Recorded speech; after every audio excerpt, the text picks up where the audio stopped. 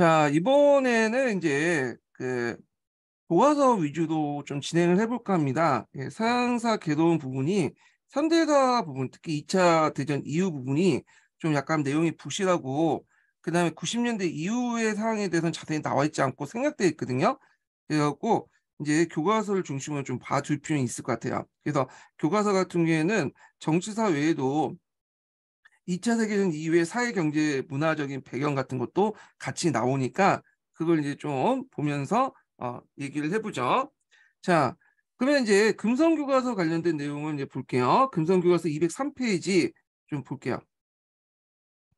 자, 냉전의 완화 이렇게 했는데 보면 스탈린이 사망하고 6.25 전쟁이 후전되면서 미국과 소련 사이의 긴장이 완화될 조짐을 보였다.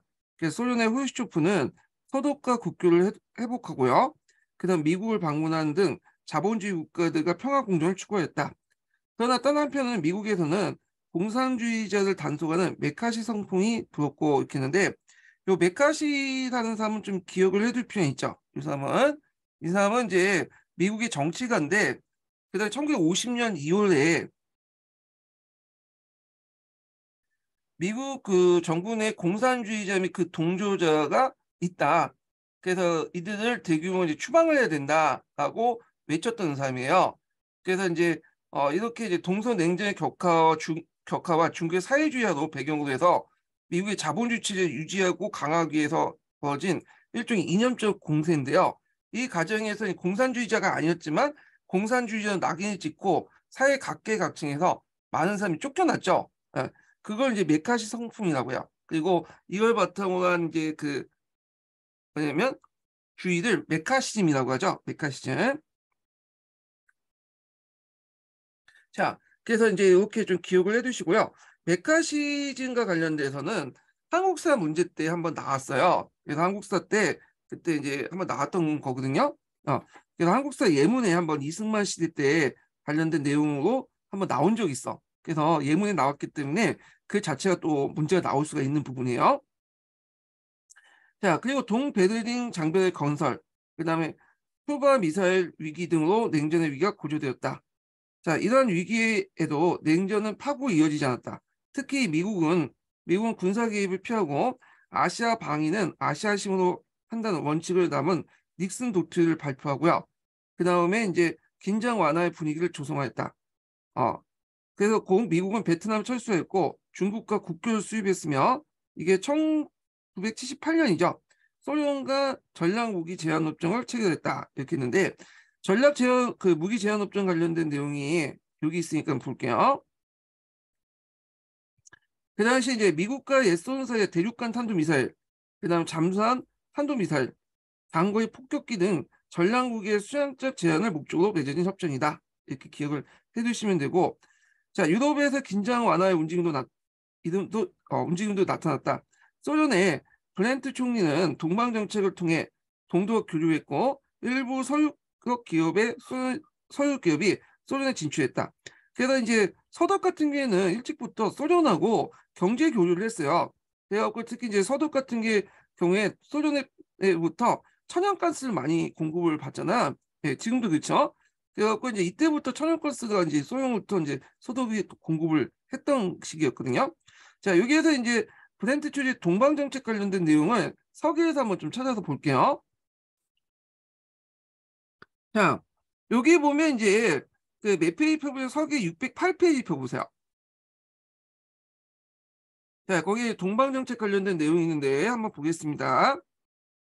자, 1920년대 이래 처음으로 정권 자리에 오른 서독의 3인당의 브렌트가 수상은 동방 정책을 내걸고 진지하게 동료들 공산주의 국가의 평화와 화해를 모색했다.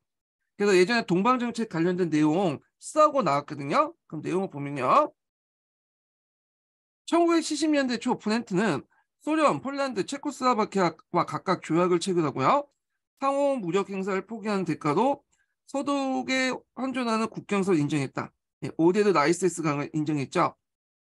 자, 그래서 이거는 대전의 결과 폴란드와 소련에게 양도한 독일의 동부 지역을 서독이 포기한다는 것을 뜻하는 거고 실질적으로 폴란드와의 국경선을 서쪽으로 이동한 오데드 나이세스 강으로 인정한 거다. 그리고 1972년에는 베를린 형상 유지 협정, 그리고 동서 서독의 상호 승인 내용한 기본 조약이 이제 조약을 체결했고, 자, 이를 계기로 서방 국가들이 동독을 승인하고요. 1974년 동독이 서독과 함께 유엔에 가입했다. 자, 이 말은 이제 예전에 할슈타인 원칙이 파기됐다는 거예요.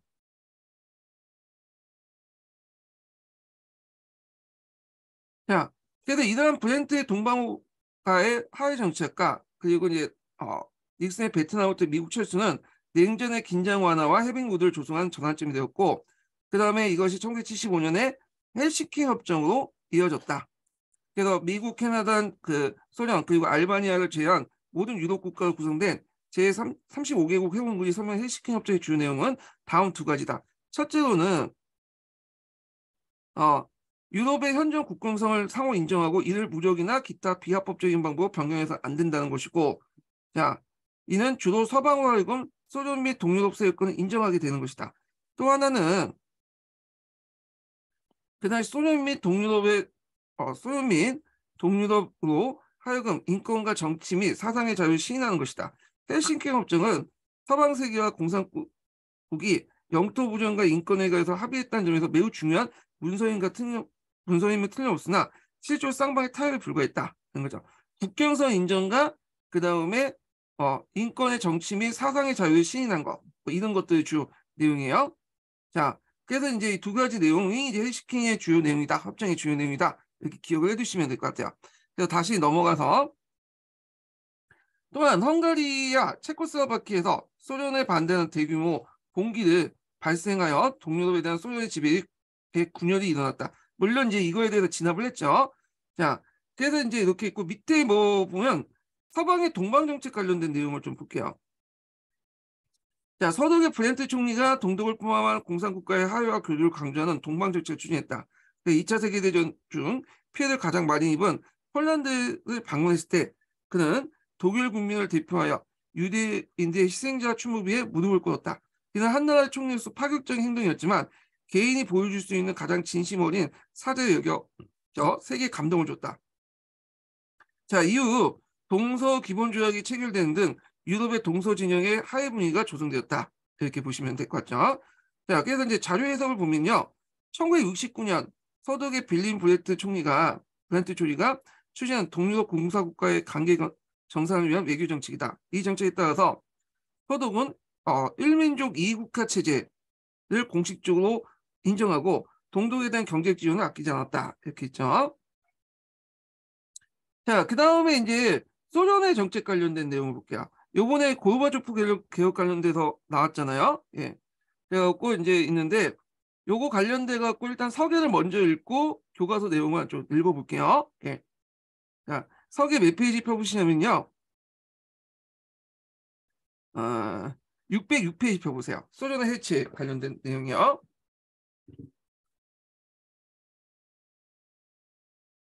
잠깐. 자,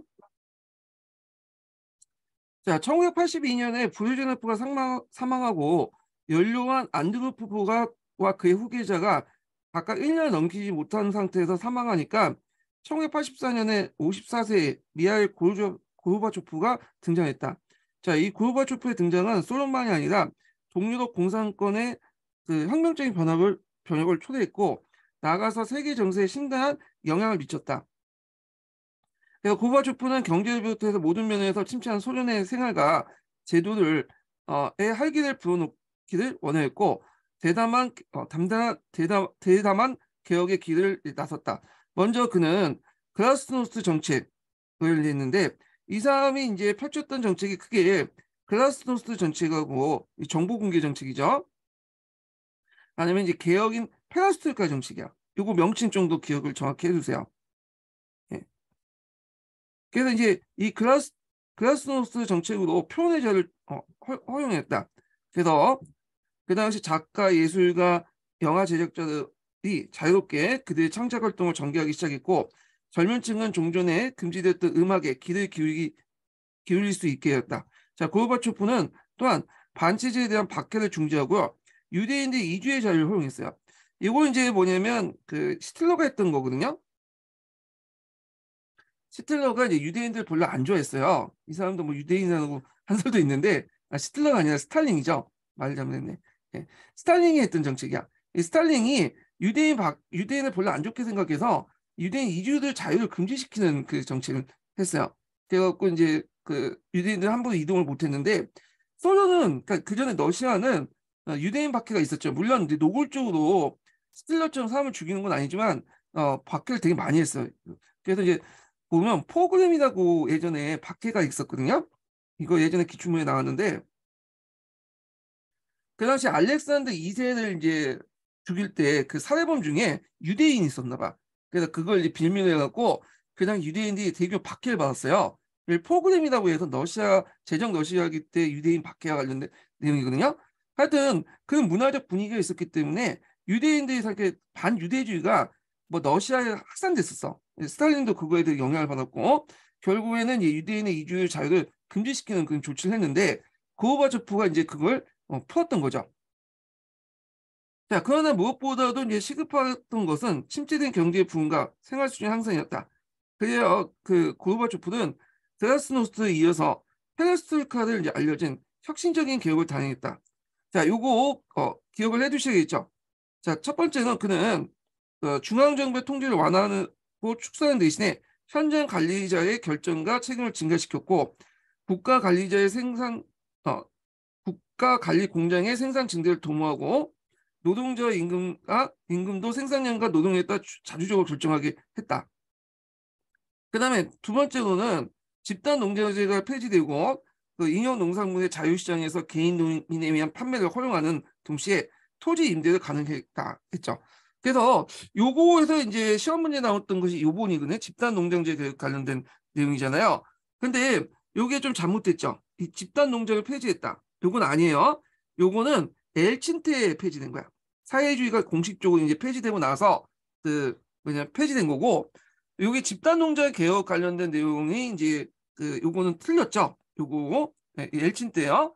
그래서 여기 이제 소련이라든지 구소련이라든지 지금 중국도 토지의 사유를 인정하지 않아 공식적으로요. 다만 용인권을 인정해 주는 거죠. 용인권 이용할 수 있는 권리를. 그래서 이제 집단 농장을 폐지했다보다는 집단 농장 개혁해서 여러 가지 이제 뭐냐면 농민들의 편의를 제공했다. 그렇게 이제 해석을 하셔야 될 것 같은데, 자. 그러면 그 당시 이제 고르바초프의 집단 농장 개혁을 내용을 정리를 해보면요. 요거는 다른 책하고 연결시켜서 좀 얘기를 해드리는 거예요. 첫 번째로는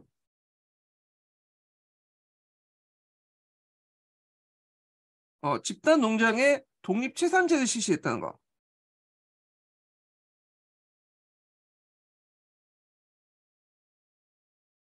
일종의 집단 농장을 독립된 법인으로 보고요. 거기에 생산량에 따라서 그 임금도 그 농민들이 나눠준 이제 그 뭐냐 생산물도 달라지고, 그리고 그 자체적으로 이제 독립된 회계도 운영할 수 있도록 했다는 것이 그 주 내용이에요. 독립채산제를 실시했다는 거고, 두 번째로는 앞에서 얘기한 것도 비슷한데, 요거 임금도 생산량과 노동력에 따라 자주적으로 결정했는데 이것도 집단 농장에 적용되죠.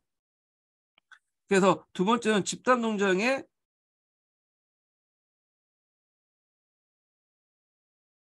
생산성과 봉급에 따라서 뭐냐면 그 생산과 봉급을 연동시키는 시스템을 줬죠. 네, 다시 쓸게요.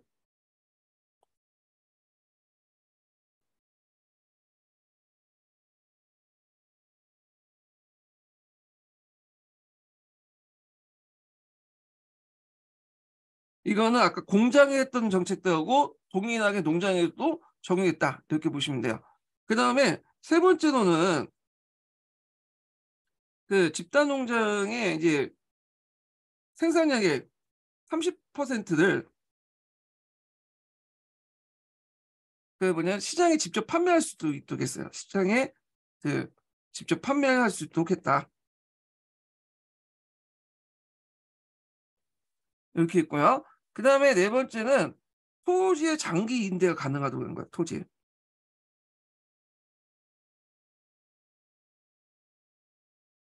자, 근데 이게 주의할 건 이제 장기 임대죠. 소유권을 준 게 아니에요. 사회주의 국가에서 소유권은 다 국가가 있어요. 토지의 소유권은.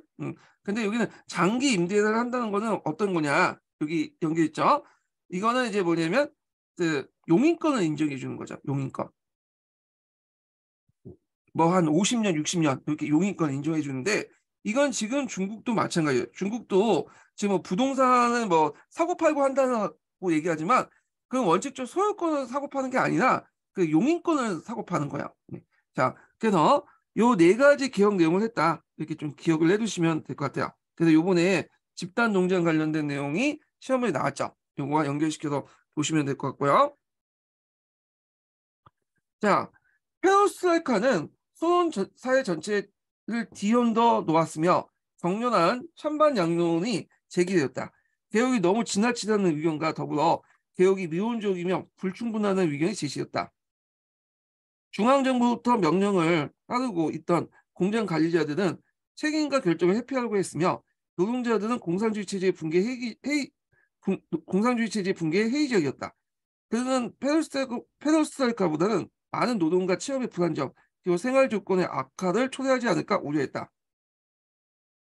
그래서 소련 사회는 혼란이 빠지고 완고한 보수주의자 즉 공산주의자들은 강한 반대 의식을 표명했다. 자, 페레스트라이카는 어떤 의미에서 70년 역사를 가진 소련의 체제와 이념에 대한 전면적인 재검토를 뜻하기도 했다. 자, 고르바초프는 개혁 정책의 철저한 수행을 위해서 정치제도 개혁이 필요하다고 판단하고 1988년에 강력한 대통령제를 도입하면서 공산당 서기장의 지책을 유지한 채 대통령에 취임했다. 확실히 그의 지위는 보다 강화됐으며 그는 종전의 중앙 통제형 개혁 경제를 지향하고 시장 경제로서 이행을 시도했다. 대의적으로는 냉전의 완화 체제를 해소하기 위해서 미국과 접근했고 1987년 중거리 핵미사일 폐기 조약에 양국이 합의를 했다. 그러나 모든 것이 순조롭지만 않았을 뿐 아니라 고르바초프가 뜻하지 않았고 원하지 않았던 사태가 벌어졌다. 그것은 글라스노스트와 페레스트카에 자극받은 소련 내 각 공화국가 그러니까 이제 소련 내에서 16개 공화국이 있었어요. 그리고 소련 안에서 러시아 공화국 안에서도 또 자치공화국이 있었고요. 그래서 이런 소수민족과 자립과 독립 요구의 분출이었다. 1990년 3월에 리투아니아가 독립을 선언하자 고르바초프는 경제 봉쇄를 단행하고 발트 지역에 이제 군대를 파견했다. 그러나 공화국의 독립 요구를 무력으로만 억제할 수 없게 된 고르바초프는 중앙의 권력을 대폭 공화국에 이양하는 새로운 연방안을 제시했다. 그러나 이제 1992년 8월 공산당의 강경파에서 쿠데타가 일어나죠. 그래서 이제 고르바초프가 저쪽 크림반도에 잡혀가 그래서 잡혀가서 이제 그 뭐냐 인질로 이제 가 있는 상태에서 그때 러시아 공화국 대통령으로 선출됐던 엘친이 강경한 반대로 3일 만에 실패를 도와가자 소비에트 연방은 소리내어 해체되기 시작했다. 그래도 고르바초프는 연방을 구하기 위해서 공화국 간의 경제 유대를 유지하면서 중앙정부의 권한을 제한하는 새로운 개혁을 제시했으나 채택되지 않고요. 각 공화국의 독립을 허용하는 안이 채택되었다. 자, 이로써 소비에트 연방이 해체가 결정되고 연방 대통령으로서 고르바초프는 사임하고요. 고르바초프 시대는 막을 내리게 되었다. 그래서 이제 쿠데타가 실패한 후 얼마 안 가서 에스토니아, 리투아니아, 그 라트비아, 발트의 상국 있죠. 예. 그 스탈린에 의해서 이제 뭐냐면 점령당했던 그 발트의 상국이 독립했고 1991년 연말까지 과거의 연방을 구성했던 대부분 공화국들이 연달아 독립을 선언했다. 그중 러시아를 중심으로 11개 공화국이 독립국가 연합, 낙칭 CIS를 형성했다. 1992년 만에 아제르바이잔이 CIS를 이탈해서 현재는 CIS 구성하고 있는 것은 러시아, 우크라이나, 벨라루시, 아르메니아, 몰도바, 그래서 카자흐스탄, 투르크메니스탄, 우즈베키스탄, 키르기스탄, 타지키스탄 10개국이다. 이렇게 있죠. 예. 여기 뭐 스탄자 국가가 있죠. 중앙아시아에 있는 국가들 5개 국가들. 예. 자, 그래서 이제 이렇게 이제 엘친 관련된 내용은 있는데 이거는 이제 넘어가고요. 예. 그래서 이제 이렇게 받고 그 다음에 이제 다시 교과서 이제 내용 볼게요. 자, 소련은 브레즈네프 시대의 통제 경제 체제와 공산당 관료 체제가 강화되어 경제 성장이 둔화됐다. 자, 이에 이제 고르바초프는 1985년에 개혁과 개방을 내세우면서 시장 경제와 정치 민주화를 도입을 했다. 그죠? 그래서 이제 여기 보면 개혁 관련된 내용을 이제 보면 자, 페르스트카는 사회주의 포기하는 일 없이 경제 시스템의 여러 가지 자유주의 변화를 하는 것이다. 그래서 이제 그 앞에서 말한 것처럼 이렇게 이제 집단 농장제를 폐지하는 게 아니죠. 그냥 사회주의 시스템 포기한 게 아니기 때문에 개혁을 한 거죠. 예. 그 다음에 글라스노는 개방이라는 뜻으로 그 소련사에 지나간 문제들, 당면 문제들 비판 앞에 활짝 열려놓겠다는 의미다. 그래서 이제 정보도 공개하고, 그 다음에 여러 가지 차진의 비판도 하게 하고, 뭐 이렇게 이제 했죠. 또한 동유럽 국가들에게 불간섭 선언을 이제 발표해서 동유럽의 자유를 촉진시켰다.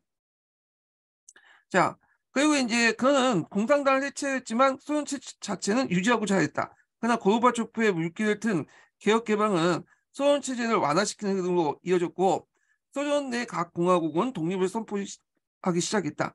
마침내 고르바초프 대신에 권력을 장악한 엘치는 독립국가 연합을 출범시켜 소련을 공식 해체시켰다. 자, 이 독립국가 연합의 설명이 여기 밑에 있죠. 자, 읽어보면 1991년 소련이 해체되면서 11개국이 결성한 정치 공동체를 가리킨다. 2008년 조지아. 그러니까 그로지아가 이제 이름을 조지아로 바뀌었어요. 그리고 2014년 우크라이나가 탈퇴되면서 2015년 현재 9개 국가가 구성되어 있으며 투르크메니스탄이 준회원국으로 참여하고 있다. 있죠. 자, 엘치는 러시아 대통령이 당선된 후 사회주의 정책은 이제 뭐냐면 포기하고 급속히 자본주의 시장경제 체제로 전환했다. 그 엘친 때 가서야 이제 뭐냐면 집단 농장이 폐지된 거야. 집단 농장이.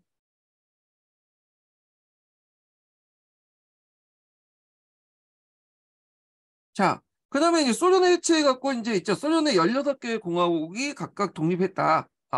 그래서 이제 에스토니아, 라트비아, 리투아니아의 중심으로 먼저 독립을 했죠. 여기는 소련의 별로 사이가 안 좋아. 근데 강제로 이제 스탈린이 병합했던 지역이잖아요. 그래서 이 지역은 지금 폴란드와 함께 나토에 들어가 있죠. 이 지역은요. 예. 그리고 이제 여기 보면 이제 그 벨라루스 같은 경우에는 예전 백러시아라고 불렸죠. 그래서 어떻게든 이제 러시아하고 이제 이렇게 사이가 좋았던 지금 계속 유지하고 있고 요 나라를 이제 와 러시아를 서로 이제 통합을 하려고 하는 움직임이 있어요. 우크라이나는 이제 러시아하고 사이가 안 좋죠. 그래서 이제 여기 돈바스 문제하고 특히 크림반도 문제를 가지고 티격태격 싸우다가 결국 2014년에 러시아의 크림반도를 먹었죠. 그리고 돈바스는 이제 뭐냐면 루안스크와 누안스크인가? 네, 누안스크하고 그 다음에 한 나라 있어. 하여튼 그 두 개 지역을 이제 뭐냐면 독립국가 만들었죠. 개대정부를 만들었는데 그래서 러시아가 이제 여기 개대정부를 만들고 계속 이제 땅을 넓히려고 하니까 우크라이나하고 싸우게 되고 결국에는 이제 러시아가 이제 공격해 들어갔잖아요. 우크라이나를요. 예. 그래서 이제 이런 걸 좀 기억을 해주시고요. 자, 이 크림 반도는 원래는 러시아 지역이었어요. 러시아. 러시아도 인구가 되게 많았던 지역이죠. 여기가. 그런데 후르시초프 때 이 우크라이나의 이제 그 인들의 정치적 지지가 필요하니까 요 크림반도 러시아 행정구역이었던 크림반도를 우크라이나 행정구역으로 편입시켜 버린 거야. 예. 그러니까 이제 이때부터 문제가 된 거지. 그래서 이제 하여튼 근데 후르시초프가 이제 우크라이나이라고 좀 알려져 있는데 그건 잘못 알려진 거고 한때 거기에서 이제 활동을 했어요. 우크라이나에서. 예. 그래서 친우크라이나 러시아인이라고 보시면 돼요. 그래서 이게 이제 크림반도가 나중에 이제 우크라이나가 이제 독립할 때 이 크림반도가 우크라이나를 가져갔지만 러시아 입장으로 때는 여기가 상당히 전략적 요충지고 러시아인도 많이 사니까 요 땅을 나중에 꿀꺽 먹게 되죠. 예, 뭐 하여튼 자 그래서 이제 이렇게 좀 기억을 해두시고 그 다음에 그 밑에 고르바초프의 정책 관련된 그 뭐냐면 연설 내용이 있어요. 한번 읽어볼게요. 자, 페로스카의 정책은 소련과 같은 국가가 새로운 질적 상태의 전환, 즉 권위주의적이고 관료주의 체제를 벗어나 인간적이고 민주주의 사회. 여기에서는 인간을 얼굴로 한 그 사회주의 관련된 개념이 여기 들어가 있죠. 그래서 민주적 사회도 평화롭게 이행하는 유일한 길이라고 생각합니다. 나는 페로스카의 모든 가정을 민주주의 원칙에 근거하여 결단력 있게 추진할 것입니다. 이렇게 있죠. 자, 그 다음에 이제 대외 정책에서 보면 이제 불간섭 원칙을 내걸었죠. 그래서 대외 정책 보면 유럽에서 제각기 다른 사회 체제에 가진 국가가 섞여 있습니다. 그리고 각국의 사회적 정치적 질서는 꾸준히 변해왔고 앞으로도 계속 변할 것입니다. 그러나 이는 그 나라의 인민이 결정하고 선택할 문제다. 자, 그래서 이제 우방국이든 동맹국이든 간에 어떤 식으로 타국의 내정을 어 뭐냐면 간섭하거나 주권을 제한해서는 안 된다. 이거는 브레즈네프의 주권 제한론 있죠. 제한 주권론하고 대비되는 모습이죠. 예. 자, 그래서 이제 이런 내용들 좀 기억을 해두시면 될 것 같고요. 예. 그다음에 미래인 교과서에서 이제 고르바초프 개혁 관련된 내용 볼게요. 자, 여기 보면 이제 내용을 보면 냉전의 한 축을 형성했던 소련은 스탈린 사후에 후르쇼프의 등장으로 변화가 나타났다. 자, 후르쇼프는 스탈린 시정을 비판하고 자본주의 국가의 관계 개선을 통한 평화 공정을 도모했으며 보수파의 반발로 축출되었다. 이윤이 브레즈네프 집권 시기에 소련의 총체적 어려움을 봉착했다. 1970년대에 석유 파동을 제대로 대응하지 못했고 1980년대 들어 경제 성장 둔화, 공산당 관료체계 강화, 부정부패 등 후 국민의 불만이 고조되었다.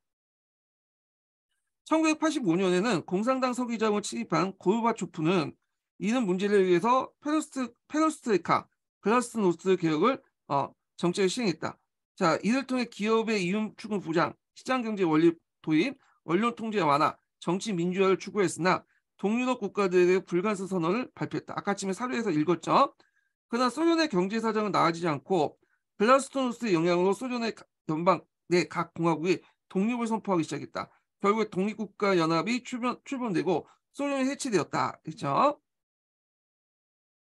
자, 그래서 이제 브레즈네프와 관련된 내용이 좀 보충되어 있는데 한번 볼게요. 자, 이 사람은 소련 공산당 서기장으로 소련을 18년 동안 통치했다. 1975년에 앞에서 언급했던 헬싱키 선언의 초인가 전량무기 제한 협정을 체결했으며 동서 긴장이 완화됐다. 동료 공산권에서 일어난 자유운동을 억압하기도 했다. 제한 주권론이 대표적인 거죠. 1970년에 석유 파동에 제대로 대응하지 못함으로써 경제적 어려움에 직면했다. 이렇게 이제 보시면 될 것 같아요. 자, 그 다음에 이제 뒤에 넘어가서 비상교과서 볼게요. 비상교과서. 예. 자, 비상교과서 관련된 내용인데 여기 헬싱키 협약이 있죠. 이거 읽어보시고요. 그 다음에 이제 뒤에 넘어가서 소련 해체 관련된 내용인데 여기도 이제 비슷비슷해요. 내용이. 그래서 한번 볼게요. 1970년대까지 소련의 경제는 국가 통제와 산업 집단화에 따른 부작용이 있음에도 불구하고 꾸준히 성장했다. 그러나 70년대 이후 소련의 공산당 관료체제 강화되고 생산 위협과 효율성 저하 등으로 계획 경제의 한계가 드러나 소련의 사회와 경제가 침체됐다. 자, 이러한 상황에서 집권한 고르바초프는 페로스트로이카와 글라스노스를 이제 내세우면서 정치 민주화와 시장 경제 도입을 추진했다. 그는 공산당 권력을 축소시키고 언론 통제를 완화시켰으며 시장 경제 제도를 받아들여 기업의 활동을 활성화시켰다. 그리고 동유럽 국가들에 대한 불간섭을 선언하면서 동유럽의 자유화를 촉진시켰다. 그런 거죠. 자, 그래서 개혁을 의미하는 페레스트로이카는 사회주의 포기를 하진 않지만 경제 시스템의 여러 자유주의 변화를 가져온 것이다. 그리고 글라스노스는 개방을 뜻한다. 그래서 개방 정책이 실시로 검열이 완화됐고 과거에 금기시됐던 실업이나 마약, 매춘, 범죄 등에 대한 언론이 보도되기 시작했다. 그런 거죠. 자, 공산당 강경파가 그 당시 고르바초프의 개혁에 반발 쿠데타를 일으켰으나 옐친이 이를 지지했다. 자, 뭐예요? 잠깐만. 이를 저지했다는 거죠. 예, 지지했다는 거냐. 자, 그 후 권력을 장악한 옐친은 소련의 여러 공화국과 함께 독립국가 연합을 결성을 결의해서 소련을 공식적으로 해체되었다. 뭐 이렇게 있고요. 자, 그 다음에 이제 그 밑에 보면 이제 이렇게 있는데 이건 나중에 좀 읽고 그 다음에 천재교과서 잠깐 볼게요. 자, 천재교과서 보면 이제 동방정책 관련된 내용이 있으니까 좀 보시고요. 예. 그 다음에 이제 여기에서 그 뭐냐면 서유 국가 관련된 다극화 관련된 내용이 있어요. 그 관련된 내용 볼게요. 자, 서유 국가들은 미국과 소련을 대응하기 위해서 유럽 경제 공동체를 뭐냐면 구성했고 프랑스는 미국 주도의 북대서양 조약국을 탈퇴했다. 그래서 프랑스가 독자 선언을 했는데 나토에서 탈퇴했지만 다시 가입을 했어요. 다시 예전 뒤에. 자, 그 다음에 이제 이런 내용도 이제 보시면 되고 여기는 고르바초프 개혁 관련된 내용이 뒤에 있네요. 자, 볼게요. 자, 소련의 붕괴 보면 과도한 국방비 지출로 그 당시 대내적인 경기 침체와 중국 및 동유럽 국가들 관계가 악화된 대외적 상황에서 공산당 서기자로 선출된 고르바초프는 경제를 발전시키고 그 당시 비효율적인 정치 및 행정체계를 개선하기 노력했다. 우선 경제뿐만 아니라 정치체제, 사회관계, 사상들의 모든 영역에서 페라스토이커와 정책을 내세워 근본적인 개혁을 시도했다. 그리고 군비를 감축하고 아프가니스탄에서 소련군을 철수시켰죠. 여기가 이제 브레즈네프 때 이제 그 당시 아프가니스탄을 침범했는데 여기에 너무 많은 피를 흘리니까 철수를 했어. 이 아프가니스탄 때 정비를 많이 투자를 했기 때문에 투입을 했기 때문에 이 과도한 국방비 지출로 이어지게 되고요. 소련 경제가 파탄이 된 거야. 이것이 고르바초프의 개혁에도 불구하고 결국 계속 지속이 돼갖고 이제 소련을 붕괴시키는데 어떤 배경이 되기도 해요. 예. 자, 하여튼 이 아프가니스탄에서 소련군을 철수함으로써 미국 및 소방 국가들의 관계를 개선하고 중국과의 관계도 개선하고자 했다. 그리고 공산당 일당 독재 체제를 완화하고 자유주의 시장 경제 체제 일부를 도입하려고 했다. 자, 이와 함께 이제 정치적 민주화에 위한 언론의 자유화와 글라스노스트 정책을 펼쳐서 다양한 비정치적 조직을 만들었다. 정부의 이러한 움직임에 의해 소련 각 지역에 민족주의 열풍이 일어나 독립을 요구하는 시위가 벌어졌다. 그래서 발트 3국의 독립을 시작으로 15개 연방공화국 전체가 경제적 주권, 천연자원의 통제, 경제개발에 관한 스스로의 결정할 권리가 있다고 선언하고 소련이 해체되기 시작했다. 러시아 공화국 대통령 엘친의 주도로 여러 공화국의 소비에트 연방이 탈퇴하여 독립국가 연합이 결성됐고 결국에는 이제 고르바초프는 공산당 해체를 선언하고 소련 붕괴되었다. 이렇게 있죠. 자, 거기 이제 페레스트로이카와 그 다음에 글라스노스트가 있는데 이거 각자 읽어보시고요. 예. 자, 그 다음에 이제 뭐 현대적 통신수단이 소련의 붕괴에 끼친 영향을 한번 읽어볼게요.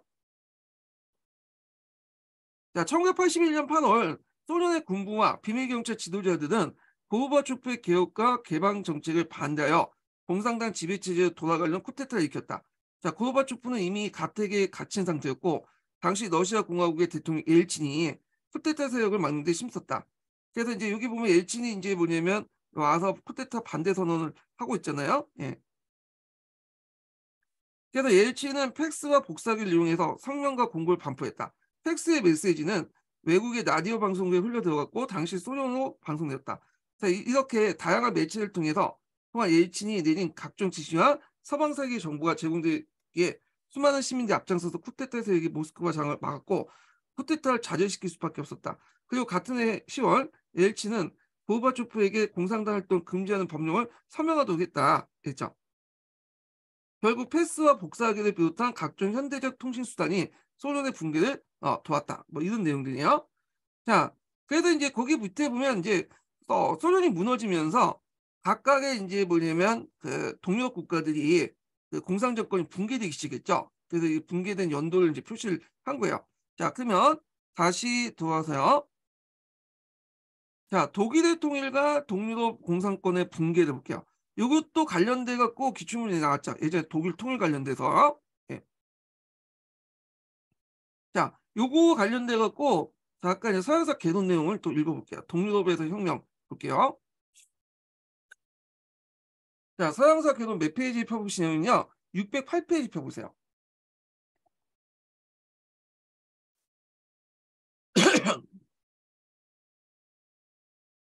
자, 동유럽의 소련 위성 국가들은 소련의 통제에도 불구하고 1950년대부터 심심찮게 자주노선과 민주화를 위한 욕구를 분출시켰다.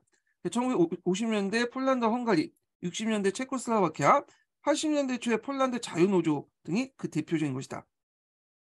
그러나 그때마다 이제 소련의 무력 개입으로 좌절됐고 1968년 프라하의 봄원 계기로 소련은 사회주의 공동체 이익은 국가의 개별적 이익보다 우선한다는 이른바 브르즈네프 독트의 위성국을 통제했다. 자, 이걸 제한주권론이라고 하죠. 제한주권론. 이번에 시험문이 나왔던 거죠.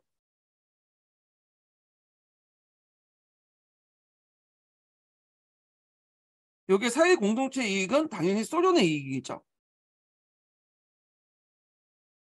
자, 그러나 고르바초프의 등장 이래 소련에서는 글라스노스와 페레스트로이카가 진행되면서 위성국에 대한 통제가 느슨해지고 특히 1988년 7월 폴란드를 방문한 그 고르바초프가 브레즈네프가 독도의 폐기와 위성국의 자격권을 인정하는 인정한 후 앞에 그 연설 있죠. 그 연설과 연결된 거예요.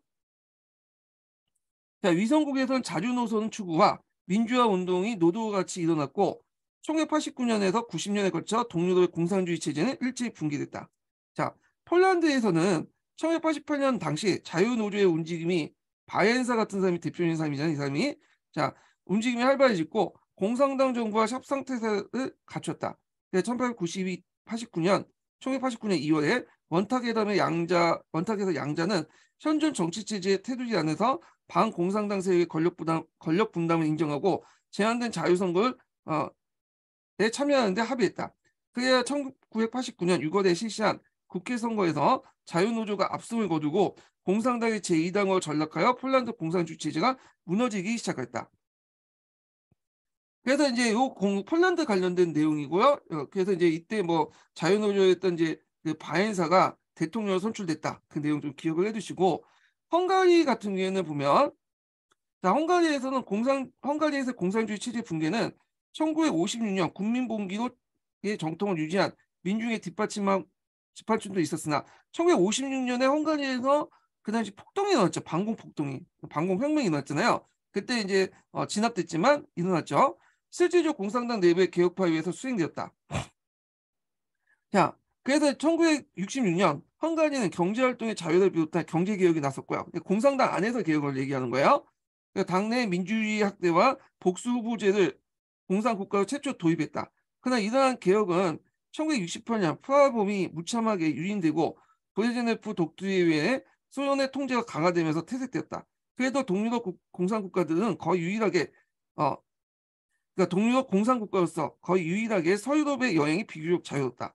1960년대 서유럽 여행자들 3만 5천 명이었던 것이 1960년대 말에는 5배가 됐고 1980년에 380만 명이 달했다.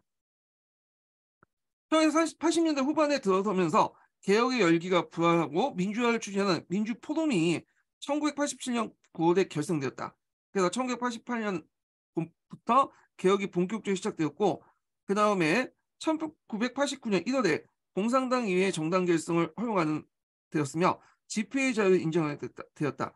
같은 해 5월에 헝가리 정부는 오스트리아 국경을 설치된 철조망과 경비 장치를 철거하는 등 매우 중요한 결정이었다. 자, 이는 철의 장막을 구멍이 뚫린 걸 시작했다며 동독 정권의 붕괴로 이어진 결정이다. 이게 이제 좀 보면 그 당시 이제 국경을 좀 보면요, 잠깐요, 이게 국경이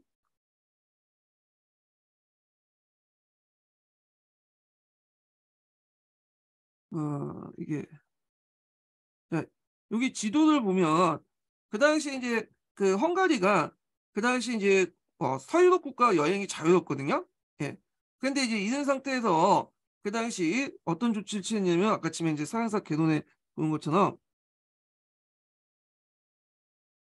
그 5월에 헝가리와 오스트리아 국경을 설치된 철조망 경비 장치를 철거했잖아요. 예. 그러면서 이제 어떤 효과가 났냐면 여기에 이제 오스트리아 통해서 이게 오스트리아가 잠깐 이쪽으로 들어가네. 예, 이쪽을 통해서 그 당시 독일 동독 지역에 있는 사람들이 체코를 거쳐서 헝가리를 거쳐서 오스트리아를 통해서 이렇게 서독으로 들어갈 수 있는 통로가 만들어진 거야. 야, 이런 것들이 동독의 많은 사람들이 이쪽을 통해서 이렇게 많이 들어가니까 이제 동독 인구가 많이 급감하게 돼. 그래서 이제 동독이 붕괴된 어떤 배경이 됐던 것들 배경이 됐던 조치였는데 자, 하여튼 이렇게 있고요. 자, 뿐만 아니라 같은 해 9월에 헝가리 정부는 동독 시민들의 출국을 허가한다는 성을 발표했다. 오스트리아 총회 등을 허용한다는 거죠. 오스트리아를 통해서 그 당시 이제 많은 독일로 넘어가게 되죠. 서독 지역으로. 자, 이는 동독 시민들이 동독부터 헝가리부터 다시 오스트리아로 서독으로 탈출 루트를 공식적으로 보증한 셈이다. 동독 정부가 급히 출국 금지 조치를 취했으나 이에 대한 불만이 고조되어 체제 비판을 발전되었다. 그래서 헝가리에서는 1989년 6월에 당 기구 개편의 실권을 장악한 개혁파가 10월에 당대에서 종래의 헝가리 사회주의 노동자 당을 사회당으로 개칭하고 일당 독재를 포기하면서 국민정당이 될 걸 거리했다. 이는 헝가리가 자유선거로 국민의 의사가 포명되는 복수정당 국가가 되었다는 걸 뜻한다. 경제면에서는 국가 소유, 사회적 소유, 개인 소유를 혼재로 인정하고 상호 경쟁으로 가장 효율적인 형태의 승리를 인정하는 동시에 이윤 원칙에 입각한 시장경제 체제 이행을 결정했다. 국명도 마자르 인민공화국을 마자르 공화국으로 바꿨고, 이렇듯 헝가리에서는 민중과 야당 세력들의 압력이 있었다고 하지만 공산당 수로 변신하면서 공산주의 체제를 붕괴시켰으며, 그 과정에서 공산당은 정권의 자리에 물러나는 비운을 맞이하게 됐다. 그래서 이제 그 밑에 보면 이제 그 공산당에 몰락하는 과정들이 좀 나오거든요. 예. 그래서 이제 이거 좀 기억을 해두시고요. 자, 그 다음에 동독을 볼게요. 동독. 자, 헝가리가 동독 시민들의 탈출을 보장한 조치는 동독 정권과 국민에게 심각한 영향을 미쳤다. 그래서 그 당시에 이제 동독을 집권했던 사람이 누구냐면 호네코라는 사람이 있어. 호네코 서기장.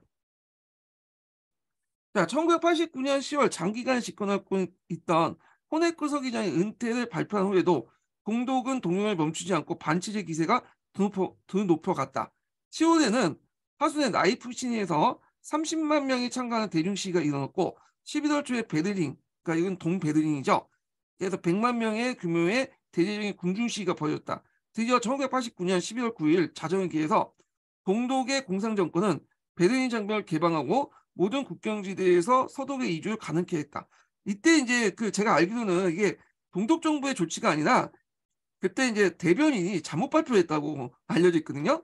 하여튼 뭐 잘못 발표를 했는데 나중에 이게 취소하려고 하니까 이미 이제 뭐냐면 베를린 장벽이 다 그냥 무너진 상태였어요. 예. 자, 하여튼 자, 이는 독일 통일에 위한 거대한 첫걸음이었다. 자, 동유럽의 다른 국가와 달리 동독에서는 공산주의 체제의 붕괴는 곧 동독이라는 국가 체제의 소멸을 뜻한다. 왜냐하면 그 옆에 서독이 있잖아. 서독으로 통합이 됐죠.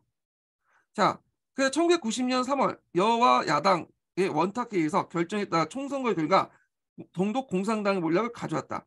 그래서 총 위성 400석 중에 동독 기민당이 163석을 차지해 대승리하여 3인당은 88석, 민주사회당은 고작 66석으로 차지한 데 불과했다. 결국 1990년 10월 3일 날 기하여 동독은 완전하게 서독으로 흡수해서 독일 통일을 달성했다.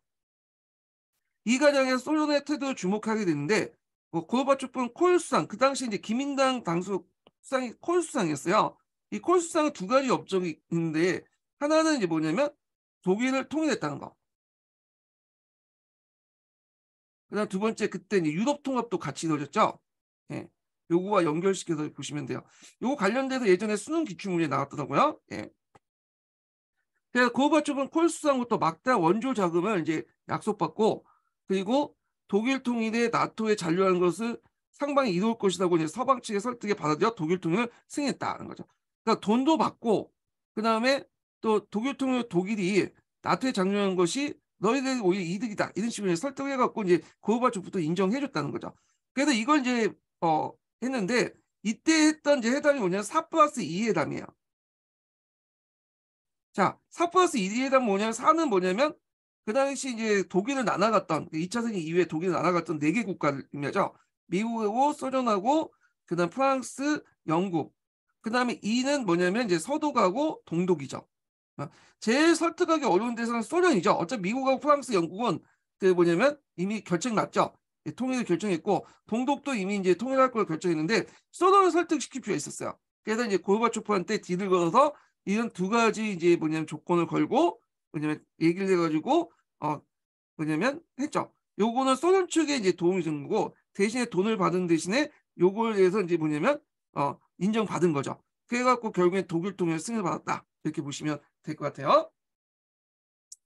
자, 불가리아인데 불가리아는 각각 읽어보세요. 뭐 별로 없는 나라야. 예, 읽어보고 체코슬로바키아로 넘어갈게요.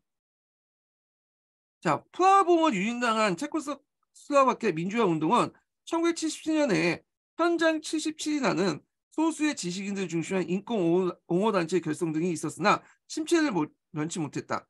1989년에 인접한 폴란드와 헝가리 개혁의 영향과 경기 침체로 체코슬로바키아에도 개혁의 바람이 불기 시작했다. 그래서 그때 이제 프라하봉의 지도자였던 두부체크가 돌아오고 시민들이 민주화 운동의 요구하는 시가 켜지며 민주화를 위한 시민 포럼이 결성되었다. 자, 그래서 이제 이러한 개혁 바람 속에 공산당은 헌법을 개정할 당의 지도적 역할과 교육에서 마르크스 레닌주의를 폐기하고요. 복수 정당들을 준비하는 의미에서 민주화 세력과 연인 내각을 형성함으로써 공산당 독재를 종식시켰다. 예. 그래서 1990년 6월에 실시된 자유선거에서 시민포럼은 공산당을 누르고 제1당이 되었으나 1991년 2월에 시민포는 우익화 경향이 강해지면서 분열됐고 93년에 연방에서 이제 체코와 슬로바키아가 이제 분리되죠. 이렇게 있고. 자, 그다음 루마니아를 보죠. 루마니아는 그 당시에 독재자의 차우세스크가 이제 통치했던 시대예요. 이 차우세스크는 좀 약간 또라이 같은 좀 기질이 있었어. 그러니까 루마니아에 이제 인구를 늘린다고 해서 피임도 금지하고 낙태도 다 금지시켰죠. 그러다 보니까 이제 얘가 막 태어났는데 부모들이 키우기 힘드니까 갖다 버렸어요. 그래서 그 버려진 아이들 또 자기가 거두어 가지고 친위 조직을 또 만들었고 그랬죠. 하여튼 약간 또라이야. 예. 그래서 이제 김일성을 상당히 존경했다고 그래요. 그래서 김일성을 이제 일종의 자신의 역할 모델로 삼고 김일성의 우상화 정책 같은 걸 영향을 많이 받았다고 하거든요. 자, 그러면 이제 좀 보면 동유럽 변화에서 가장 격적이고 격렬했던 것은 누만이었다.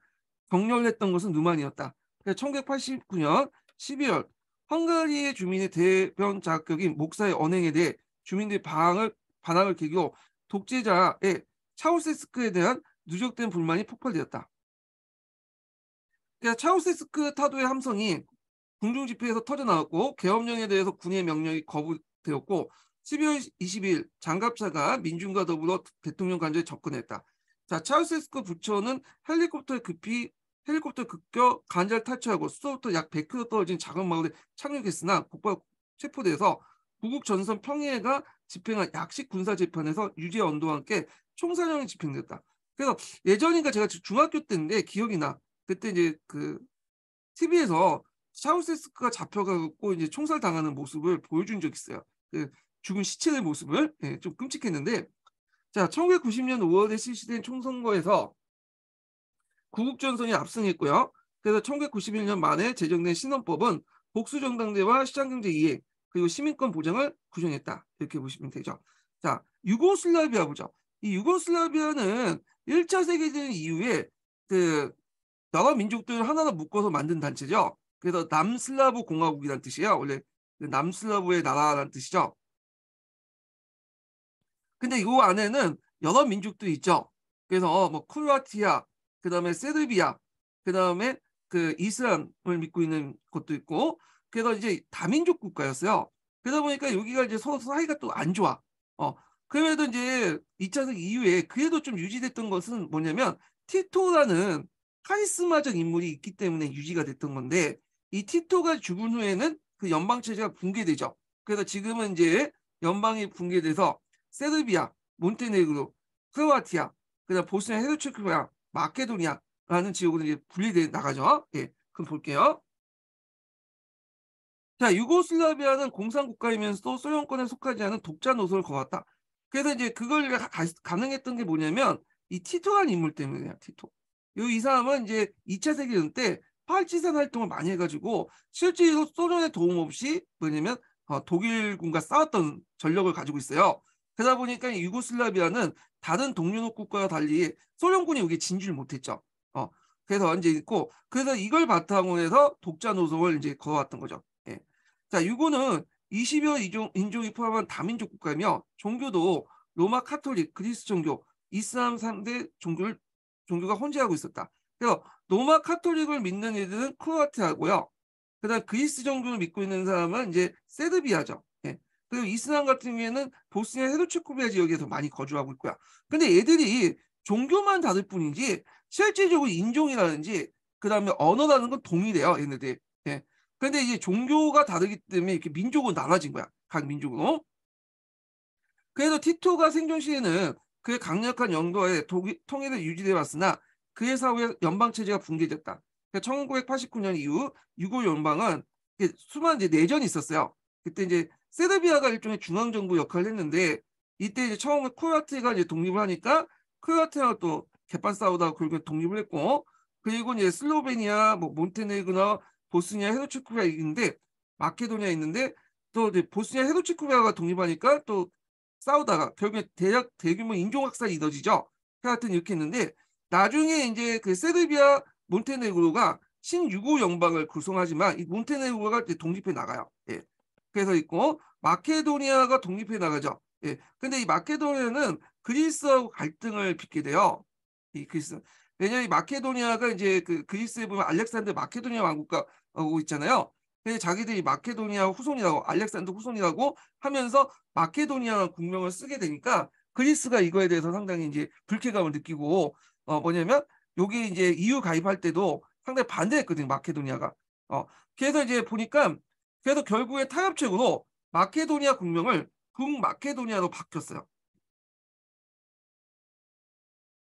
그래갖고 이제 EU 가입을 이제 가능하겠죠. 근데 그 기억을 좀 기억을 해두시고, 근데 이 마케도니아 나라는 예전에 그리스 계통의 민족은 아니에요. 그 알렉산더 있을 때 그리스 민족 계통은 아니고, 요 마케도니아에 살고 있는 사람들은 지금 슬라브 계통의 민족이에요. 그렇기 때문에 좀 맞진 않아, 얘네들이. 자, 하여튼 이제 이런 사정이 있었고, 자, 이중 세르비아 몬테네그로가 신유고 연방을 구성했다. 그렇지만 이것도 이제 붕괴되고 지금 이렇게 독립됐어요. 세르비아하고 몬테네그로가. 예. 그래갖고 이제 이렇게 기억을 해두시고, 몬테네그로가 어디 있냐면 잠깐 보여드릴게요. 여기 있어 지금. 그래서 슬로베니아와 크로아티아 독립할 때 세르비아하고 전쟁하면서 독립을 했고, 그 다음에 보스니아 헤르체고비나 지역에서 여기는 되게 복잡하죠. 세르비아, 크로아티아, 이슬람 같이 민족이 같이 있었는데 요 세르비아 계통의 민족들이 이제 이슬람 민족을 공격하면서 인종 확산이 일어났고요.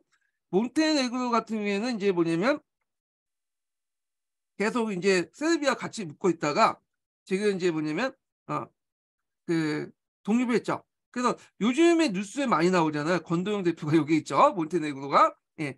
그리고 이제 마케도니아인데 세르비아의 중간 사이에 그 뭐냐면 코소보라는 그 민족이 있어요. 알바니아 계통의 민족인데 하여튼 여기를 독립 문제 가지고 또 세르비아가 개입해갖고 한번 또 전쟁이 있고 지금은 좀 뭐냐 자치국 이렇게 비슷하게 돼 있어요. 이 코소보 자치국 돼 있다는 거. 자, 그래서 이제 이렇게 했고요. 그다음에 특히 보스니아에서는 인종청소로 불릴 정도 잔인한 인종 분교 내전이 수년간 계속되었다. 1995년 말에 이르서야 유엔, 미국, 그리고 나토의 개입과 중재로 세르비아계와 이슬람계 사이에 내전이 종식되었고 평화가 회복되기 시작했다는 거죠. 자, 그 밑에는 뭐 이제 저자의 해석 관련된 내용이니까 좀 읽어보시면 될 것 같고요. 자, 그러면 이제 관련된 이제 또 그 교과서 내용을 볼게요. 자, 소련의 개혁 개방 계기로 서독의 풍요로운 자유를 동경한 동독 주민들이 주민의 개혁 요구에 불을 붙이기 시작했다. 그래서 동독 주민은 서독을 대거 탈출했고 민주화 시위가 격세지면서 마침내 베르린 장벽이 무너졌다. 요 관련된 내용이 예전에 기출문에 나왔던 거죠. 예. 그래서 이제 여기 보면 관련된 내용이 있어. 자료 4번을 볼게요. 자, 1989년 9월 25일 월요일 독일의 라이프치히에서 8천 명의 시민이 동독 정부의 개혁을 요구하면서 시위를 벌였다. 자, 시위대는 우리가 국민이다. 우리는 떠나지 않는다. 우리는 자유선거를 요구한다 같은 구호를 내걸었다. 동독 정부의 위협에도 불구하고 시위는 매주 월요일마다 반복되어 대규모 시위가 확산되었다. 결국엔 1989년 11월 9일 동독 정부가 통행 자유화 그 조치를 발표하자 베르린 장벽이 무너졌고요. 요거는 이제 앞에서 언급한 건 대변인의 큰 실수였다고 지금 알려지고 있어요. 예. 자, 이로써 독일 통일의 정치적 물꼬가 트였다. 독일은 점령 4개국과 협상하여 그 다음에 1990년 10월 3일 날 독일의 드디어 통일을 이뤘다. 이게 이제 4개국과 협상한 것은 4 플러스 2 회담이라고 아까 지금 얘기했죠. 그래서 요거 자료 해석 부분을 볼게요. 자, 1989년은 89년 혁명이라 불릴 정도 동구권 사회주의 국가의 내부에 다양한 시기가 발생한 시기였다. 라이프치히의 원료 평화 시기 역시 이런 분위기 연장선상에서 나타났으며 직접적인 계기는 1989년 5월 지방선거에서 행해진 부정선거였다. 이들은 독일 사회주의 통일당연 독재 정치를 비난하면서 그 유엔 감독과의 자유선거를 시행한 대규모 시위를 펼쳤다는 거죠. 그래서 동독하고 북한하고 비교하시는 분이 있는데 동독이 훨씬 더 그래도 잘 먹고 잘 살았고 나름대로 부정선거는 했지만 나름대로 선거는 했어요. 선거는. 그래서 북한 같은 경우는 거의 100% 찬성 이렇게 나오잖아요. 근데 동독은 그래도 나름대로 이제 그 사회주의 당당 외에도 또 뭐 기민당 같은 이런 야당도 있었어요. 동시에. 그래서 좀 약간 선거 같은 선거를 좀 했어. 북한하고 비교할 대상 아니에요, 지금. 자, 하여튼 이렇게 있고, 자, 이듬해 동독은 첫 자유선거 시행돼서 서독과 통합을 약속한 정당이 승리했다. 그래서 기민당이 이제 승리를 했죠. 자, 곧이어 이제 통일 논의가 급무살을 타면서 동독에 재편된 5개 주가 독일 연방공화국에 가입한 형식으로 독일 통일이 이루어졌다. 이렇게 있고요. 소련 체제 개혁과 개방은 다른 동유럽 국가에도 영향을 끼쳤다. 동유럽 국가들은 공산주의 체제를 버리고 민주주의 정치와 자본주의 시장 경제를 받아들이기 시작했다. 폴란드에서는 1989년에 자유총선거에서 바엔사가 이끄는 자유노조가 승리하여 비공산주의 정권이 수입됐다는 거죠. 자, 이 바엔사라는 이름 좀 기억을 해두시면 좋겠죠. 여기 좀 보면 이 바엔사는 폴란드 노조 지도자이며 정치가였어요.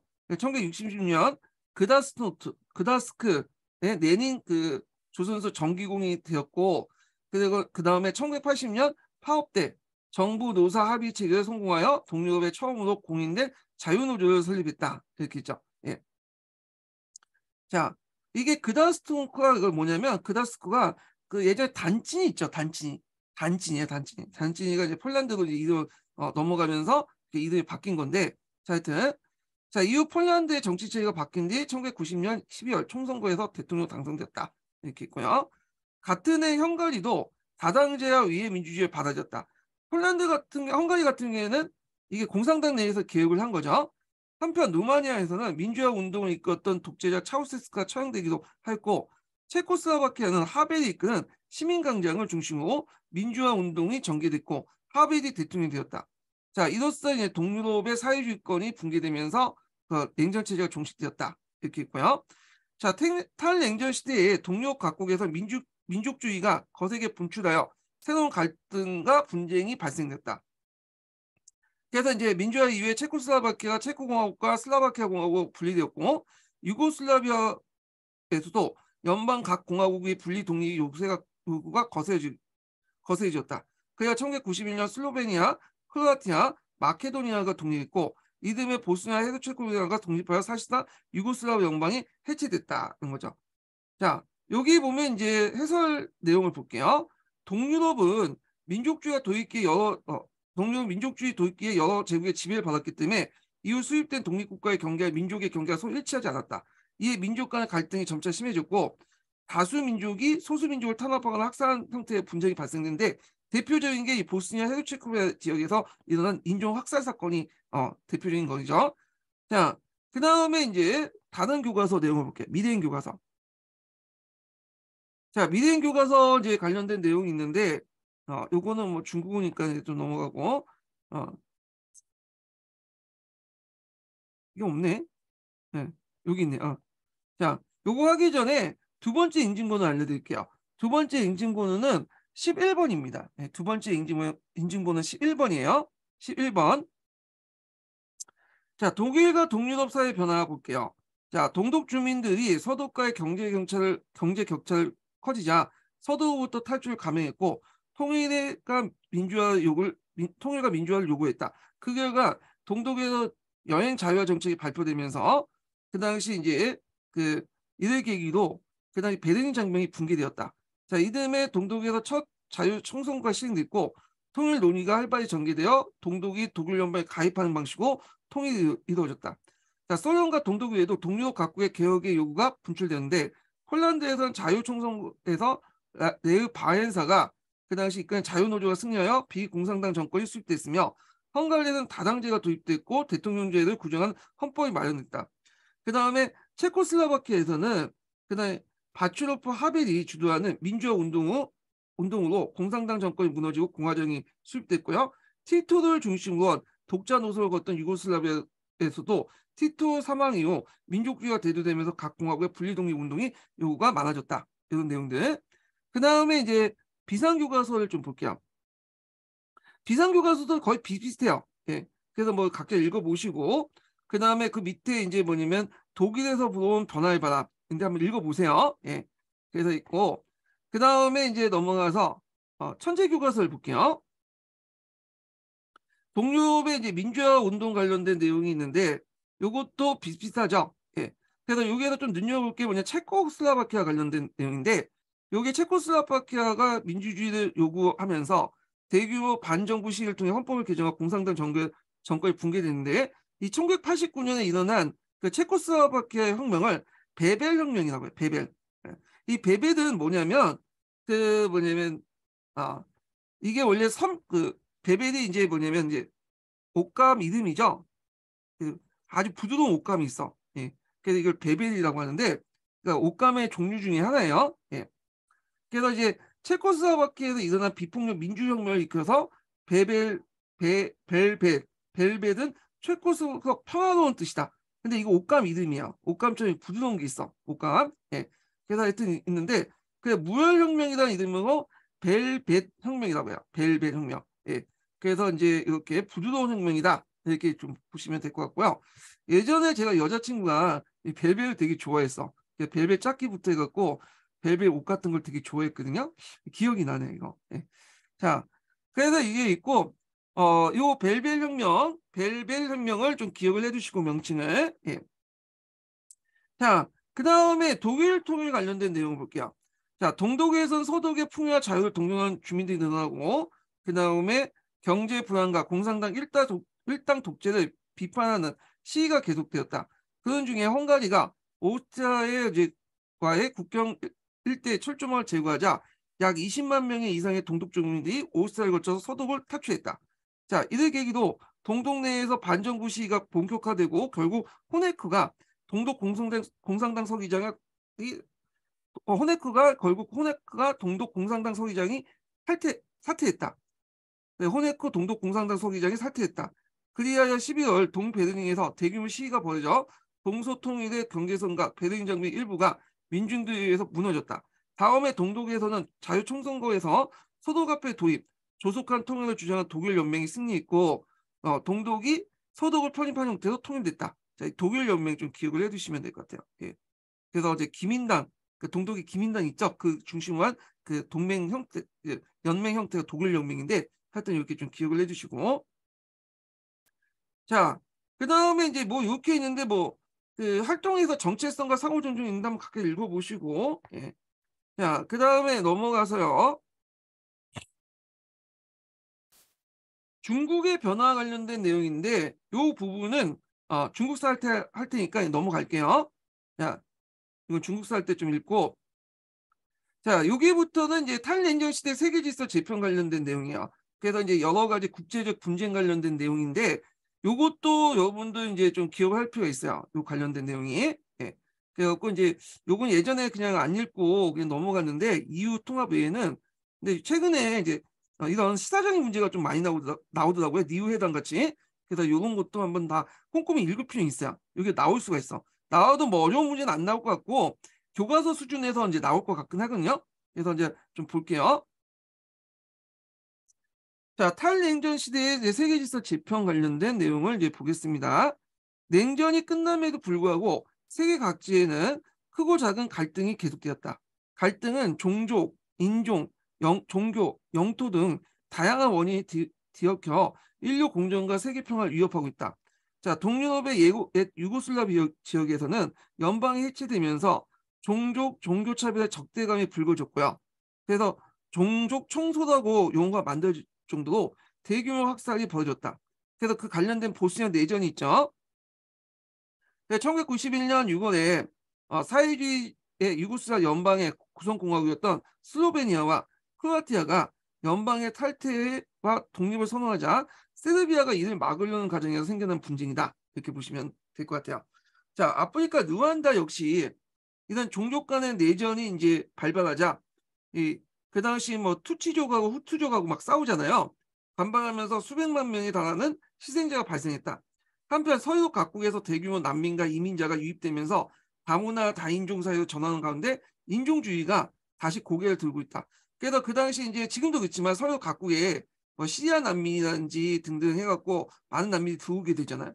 그러니까 이제 그 가운데서 그 서유럽 각국 안에서 이제 이민을 반대하는 목소리가 나타나기 시작하고 그 과정에서 이제 인종주의가 다시 이제 뭐냐면 목소리를 다시 높이기 시작하죠.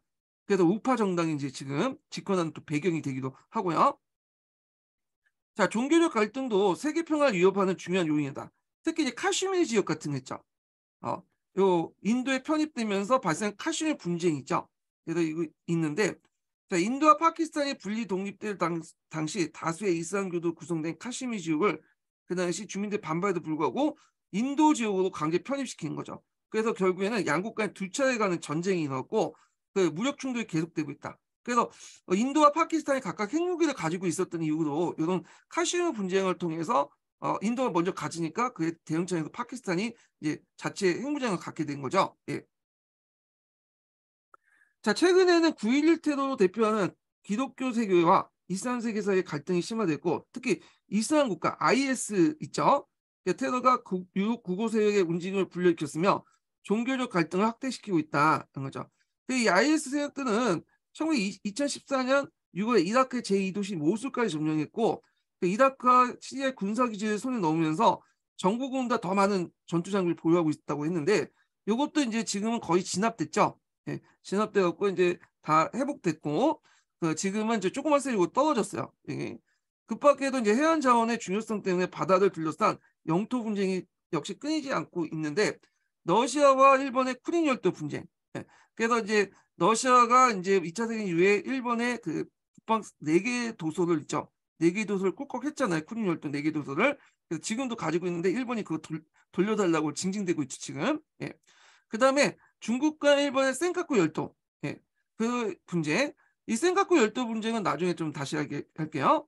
동아시아 여러 국가들 심말린 스프레투리 군도 분쟁인데 남사군도라고 하죠. 중국에서는 남중국해 그를 누가 장악할 것이냐 가지고 요 군도를 둘러싸고 그 당시 이제 중국이나 지금 베트남이나 필리핀 등등 여러 나라들이 싸우고 있어. 예.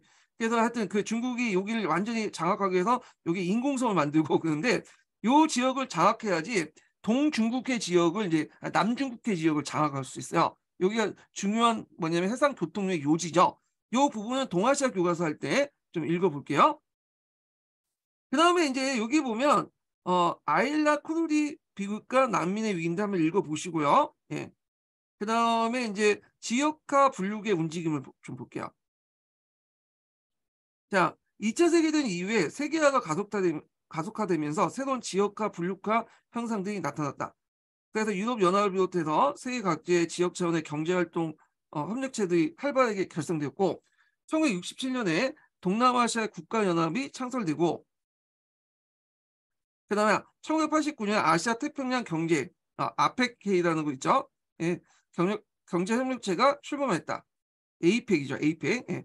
20세기 때 후반에 다양한 지역에서 자유무역지대가 이제 설치됐는데 미국, 캐나다, 멕시코 3국이 북미 자유무역협정 나프타에 체결됐고 그 다음에 남북 아메리카 한데 묶는 미주 자유 무역지대가 결성되었다.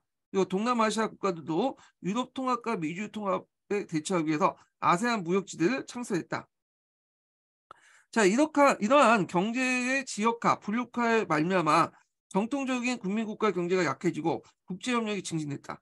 자, 이처럼 양극체제가 무너지면서 탈냉전 시대의 지역을 단위로 한 새로운 국제관계가 등장하면서 세계 질서가 점점 다원적으로 재편됐다고 하는데 이거는 이제 2000년대 이전까지고 2020년 이후부터는 좀 달라지죠. 요즘에는 이제 중국하고 그 뭐냐면 미국이 양대 분력을 형성하려고 하고 있잖아요. 예, 이런 분력들이 이제 다 무의미해지고 그래서 이제 둘 중에 하나를 선택하는 그런 것들인데 그래서 신냉전 시대가 이제 또 도래했다고 하죠. 요거는 없네 여기 내용이. 예, 자, 하여튼 이렇게 있고 자, 그 다음에 이제 유럽 통합 관련된 내용은 이제 뭐냐면 좀 약간 따로 장을 떼서 이제 읽어보기도 하고요. 자, 미래행 교과서 좀 볼게요. 자, 미래행 교과서 보면 이제 여기 그 196페이지 볼게요. 자, 1980년대 중반 소련에서 고르바초프의 개혁 개방이 실행된 이후 소련은 물론 동료 국가까지 사회주의 체제가 이제 붕괴됐다. 자, 이런 상황에서 그 뭐죠 맺어진 이제 유명 협정 있죠. 미국과 소련의 양국 정상들이 그 당시 이제 부시와 고르바초프죠. 네. 그래서 1989년 12월 몰타 회담을 열었다. 자, 이 회담에서 제2차 세계대전 이후에 냉전 체제를 종식하고 평화를 지향하는 세계 질서를 수립하는 역사적 선언이 이뤘다.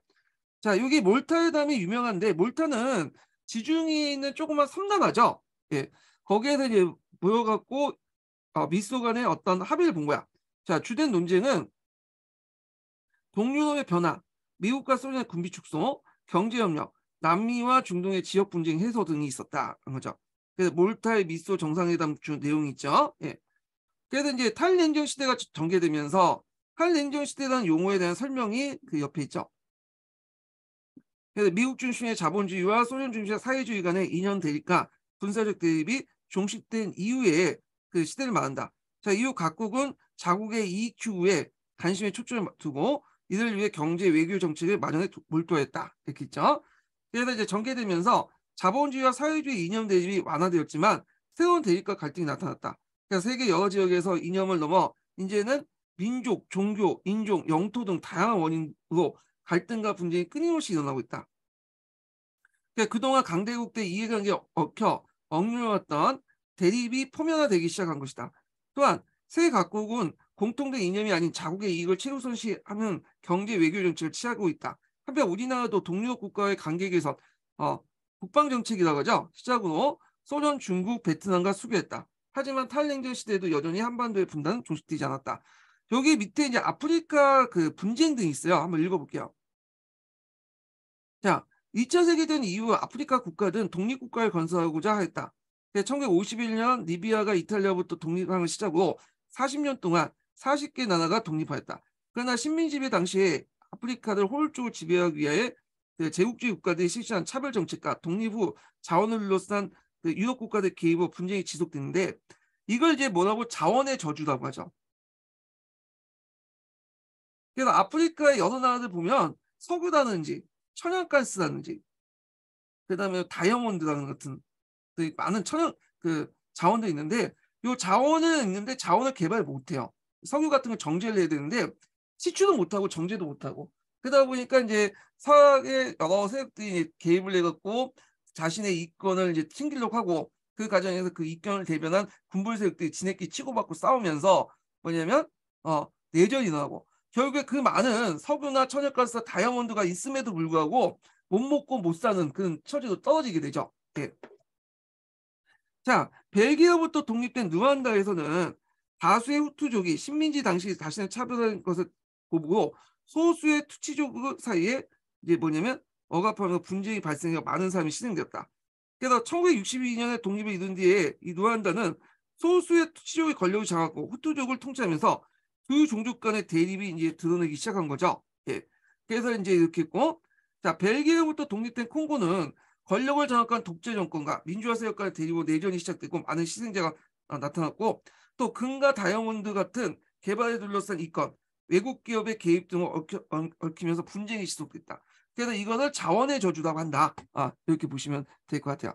자, 그 다음에 이제 여기 보면 카시미르 분쟁이 있죠.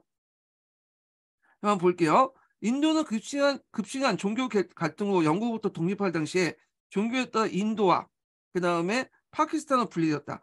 그러나 인구 대다수가 이슬람교도 구성되어 있던 카시미르를 강제로 인도에 편입시키면서 인도와 파키스탄의 분쟁이 시작되었다. 국제연합의 중재로 인도 파키스탄 사이에 통제선이 설정되었으며 양국의 소규모 고전이 계속되고 있다는 거죠. 그래서 이제 보시면 이 카시미르 지역이 요 지역으로 나눠졌죠. 이렇게. 그래서 원래는 이제 여기를 이슬람교도가 많다 보니까 파키스탄 편입시켜야 되는데 여기를 통치했던 왕국의 왕이 자기가 신들교도 보니까 인도로 그냥 갖다 나라 바친 거죠.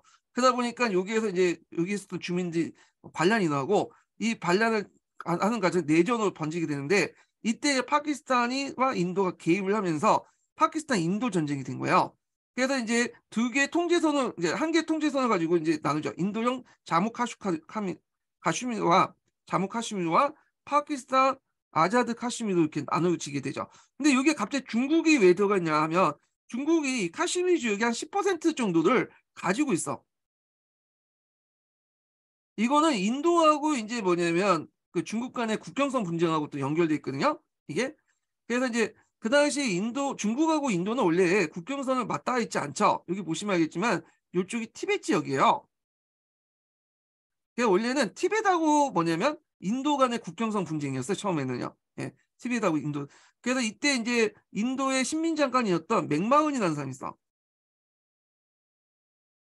이 맥마흔이라는 사람이 그 당시 티베트 정부의 이제 관리자하고 만나가지고 인도하고 티베트의 국경선을 그었거든요. 이렇게 자를 이렇게 그은 듯이 그은 거야. 어, 근데 이제 나중에 이제 티베트를 점령한 중국이 그 뭐냐 맥마흔 라인을 인정하지 않죠. 근데 인도 같은 경우는 자기한테 유리하기 때문에 이 맥마흔 라인이 국경선을 정하려고 하고 있고요. 그러다 보니까 중국하고 인도 간에 이런 긴 국경선을 따라서 국경 분쟁이 일어나. 국경선 분쟁이. 영토 분쟁이 일어나면서 지금도 충돌하고 있잖아요. 그 과정에서 이 카슈미르 지역에 이제 영유권을 둘러싸고 중국도 요 땅도 티베트 땅이다 예전에. 그러면서 여기에 들어오기 시작한 거야. 그래서 여기를 점령해 버린 거죠. 예. 자, 하여튼 그래서 여기가 10% 정도가 중국이 점령하고 있다. 맥마운 라인에 대한 그 불만 차원에서 여기는 이제 인정하지 않고 여기를 점령해 버렸다. 이렇게 보시면 될 것 같아요. 자, 그다음 팔레스타인 분쟁은 앞에서 이제 얘기를 했고 유고슬라비아 내전을 좀 볼게요. 자, 동유럽의 옛 유고슬라비아 지역에선 연방의 해체 과정에서 대규모 학살과 전쟁으로 많은 사람이 목숨을 잃었다. 그래서 이제 그 1992년 유고슬라비아 연방군이 처음에 슬로베니아가 독립하니까 슬로베니아에 투입됐다가 아니 처음에는 이제 이렇게 슬로베니아 투입됐다가 결국 독립을 인정했고요. 또 크로아티아가 독립을 했죠. 그러다가 이제 했다가 이제 뭐냐 독립 인정했죠. 그래서 하여튼 두 차례에 거쳐서 이 두 지역의 이제 독립을 반대하는 과정에서 진화권을 파견했지만 결국에는 독립을 인정하게 됐죠. 자, 하여튼 이렇게 있고 전쟁 과정에서 연방군의 세르비아 대통령 극단적 세르비아 민족주의를 포방하면서 수십만을 학살됐다. 그러니까 내전 결과 유고슬라비아 연방은 슬로베니아, 크로아티아, 보스니아 헤르체고비나 지역, 마케도니아, 신유고 연방을 분리됐고 이후 이제 2006년에 몬테네그로가 독립하여 국제사회에 승인 얻었다. 예. 그래서 이제 좀 보시면 될 것 같아요. 그래서 보통 이제 유고 내전을 할 때 두 번에 걸쳐서 일어나거든요. 여기 보면 이렇게 여기가 이제 독립할 때 제1차 유고 내전이 일어났고 제일 격심했던 것이 보스니아 헤르체고비나 지역이죠. 2차 유고 내전이 일어났는데 여기에 이제 있었던 세르비아계를 그 당시 세르비아가 지원해줬죠. 그 과정에서 막대한 인종 청소가 일어났는데 이렇게 있고요. 그 다음에 또 이게 보면 코소보 자치주의 코소보 내전도 일어났어요. 여기가 이제 알바니아 계통의 사람들이 있거든요. 근데 여기를 독립운동을 하려니까 그 당시 세르비아가 인정을 안 해주니까 결국 2006년에 자치주의 형식으로 해갖고 반독립 상태에 있다. 이렇게 보시면 될 것 같아요. 예. 자, 그래서 이렇게 한번 봤고 그 다음에 이제 비상교과서 관련된 내용을 좀 볼게요. 자, 분쟁 관련된 내용이 이제 여기 있죠. 그러니까 두차 세계대전과 냉전을 겪은 뒤에 그 다음에 이제 세계 곳곳에 민족, 종교, 인종, 영토 등의 원인으로 분쟁이 일어났고요. 카슈미 분쟁이 일어났고 팔레스타인 같은 경우에는 이제 유대인 이스라엘 수입 이후에 주변 아랍 국가로부터 이스라엘과 수차례 4번에 걸쳐서 전쟁이 났죠. 중동 전쟁이 일어났고요. 그래서 그리고 팔레스타인 지역의 아랍인들은 팔레스타인 해방기구를 창설해 오늘날까지 이스라엘과 유대인이 충돌하고 있다는 거. 발칸반도 같은 경우 유교 내전이 일어났고 그 다음에 이제 그 아프리카 같은 경우에는 그 당시 이제 제국주의 국가가 아프리카 자국의 이해관계에 따라 분할했고 아프리카를 식민지 지배할 때 이런 종족 차별 정책을 펼쳐서 종족 간의 갈등을 얘기했는데 그 대표적인 사례가 1994년 루안다에 발생한 후투족과 투치족 간의 분쟁이죠. 예. 자, 그 다음에 그 밑에 이제 국지전과 테러의 발생을 볼게요.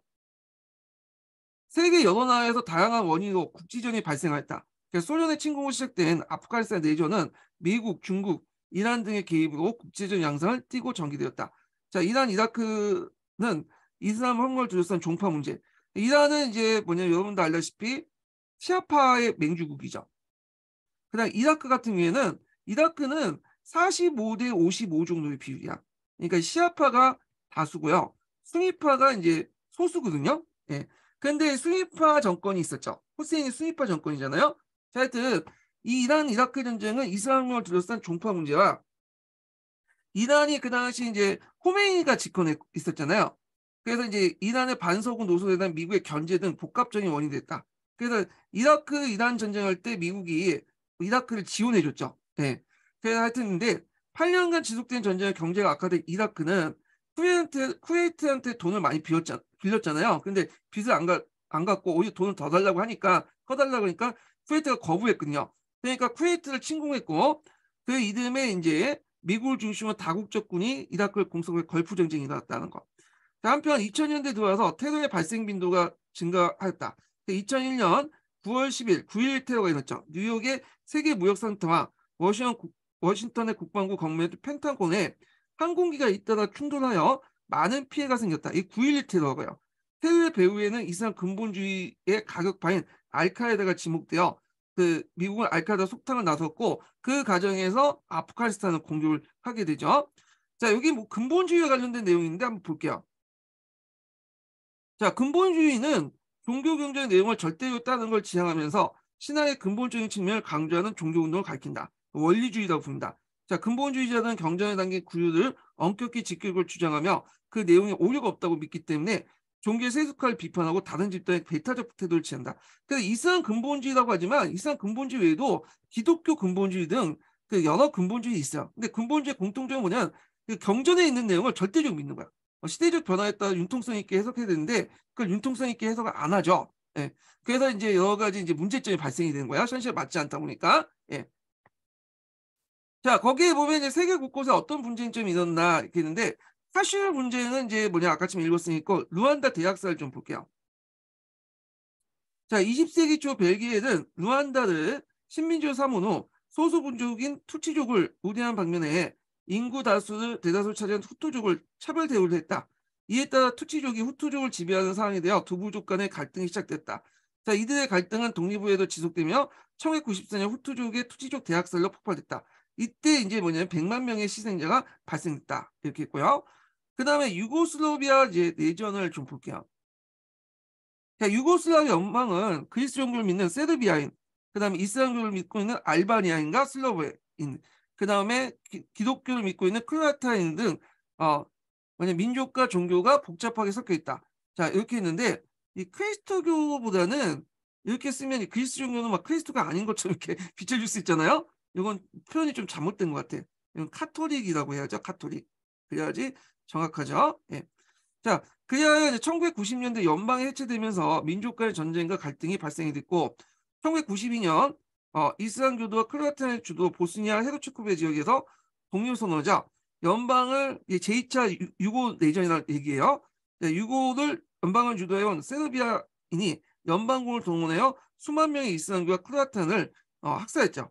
그래서 이제 이후 이제 1998년 세르비아의 코스브 지역에서 알바니아인들이 독립을 주장할 때 세르비아 대통령 밀로세비치 이 사람이 극단적 그 세르비아주의자예요. 세르비아 민족주의자인데 그 앞에서 언급했던 이제 뭐냐면 그 이슬람교도나 크로아티아 학살 사건도 이 사람이 주도를 했어요. 그래서 이제 나중에 국제전범재판소에 붙이게 되는데 가게 되죠. 이 사람이 처벌받고. 자, 하여튼 이 밀로세비치가 이제 군대를 파견하여 알바니아 민간을 학살했다. 자, 이때 학살을 피해 코소보를 탈출한 농민이 30만 명이 되었다. 이렇게 있죠. 그래서 밑에 보면 이제 각국의 분쟁 등이 있어요. 그래서 좀 보면 여기서 좀 눈여겨볼 게 뭐냐면 이 쿠르드족 독립 문제거든요. 이 쿠르드족은 인구 3천만 정도 되는 거대 민족 집단이에요. 그래서 주로 이제 시리아나 지금의 터키, 그다음에 이라크, 이란에 거쳐서 4개 국가에 거쳐 있는 민족들인데 이 국무에 비해서 지금까지 한 번도 독립한 그 국가를 만든 적이 없어. 이 쿠르드족이. 그래서 이 쿠르드족들이 그 각국의 분리 독립을 하려고 하고 있고 그래서 특히 터키 같은 경우에는 이 분리 독립을 하는 쿠르드족을 막 진압을 하잖아요. 시리아나 이런 지역에서. 예. 그래서 하여튼 이 쿠르드족 문제가 상당히 크다. 독립. 그래서 이 쿠르드족은 30만 정도의 인구 집단을 민족 집단을 갖고 있으면서 한 번도 독립하지 않았던 민족들이다. 그래서 좀 기억을 해두시고요. 이 쿠르드족 문제가 지금도 상당히 중동적인 큰 이슈죠. 예. 그리고 예전에 한번 지휘관 문제에서 이 쿠르드족을 물어본 적이 있어. 예. 그래서 이 쿠르드족을 좀 기억을 해둘 필요가 있어요. 예. 그래서 이제 이런 것도 있고. 자, 그 다음에 이제 이렇게 있고 그 다음에 넘어가서요. 예. 여기 이제 천재교과서를 좀 볼게요. 자, 팔레스타인 지역 분쟁 한번 볼게요. 이건 좀 자세히 되어 있기 때문에 볼게요. 자, 팔레스타인 지역 분쟁은 서아시아의 팔레스타인 지역에서 아랍계 이슬람교도와 유대인 간 영토 분쟁을 이 종교와 인종 갈등 확대된 내용인데요. 자, 2차 세계대전 이후에 현재까지 세계 각지의 영토, 종교, 인종, 민족 등 다양한 원인으로 분쟁이 일어나고 있다. 특히 팔레스타인 지역에서는 영토 분쟁을 바탕으로 민족과 종교의 차이로 인한 분쟁이 얽혀 있다. 그래서 그 팔레스타인 분할을 계기로 여기 보면 이제 1947년에 그 당시 이제 그 팔레스타인 지역에 있는 이스라엘 민족과 그 당시 아랍 민족 간의 갈등을 해결하기 위해서 국제연합이 제시한 그 분할안이에요. 그래서 내용을 보면 국제연합이 분쟁을 해결하기 위해서 팔레스타인 지역을 유대인과 아랍인 지역으로 나눈 결의안인데 여기 보면 유대인이 유리하게 지역이 분할돼 있어. 네. 그래서 여기 보시면 유대 국가는 여기고 그다음에 아랍 국가는 여기죠. 이거 아랍인들. 예. 그래서 이제 이렇게 분할됐는데 예, 이런 거에 대해서 이제 아랍인들이 상당히 불만을 가질 수밖에 없고 이 이스라엘 애들이 이제 좀 잘못한 게 뭐냐면 여기에 살고 있는 그 아랍인들을 강제로 추방을 시켰어. 얘네들도 좀 욕을 많이 얻어먹었어요. 예.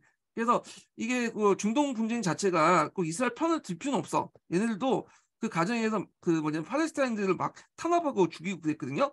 자, 하여튼 이 팔레스타인의 계기로 유대인들이 이스라엘 건국되면서 팔레스타인에 살고 있는 그 아랍계 무슬림과 기독교인들이 쫓겨났다. 이때 기독교인들은 코튼교라고 해서 동방교의 일종인 코튼교가 있어. 그래서 우리가 생각하는 카톨릭이나 그리스 종교나 뭐 개신교가 아니라 그 동방교회가 있었다. 코튼교, 이집트나 이런 요르단 그다음에 이런 지역에서 주로 믿었던 그 그리스도교들이에요.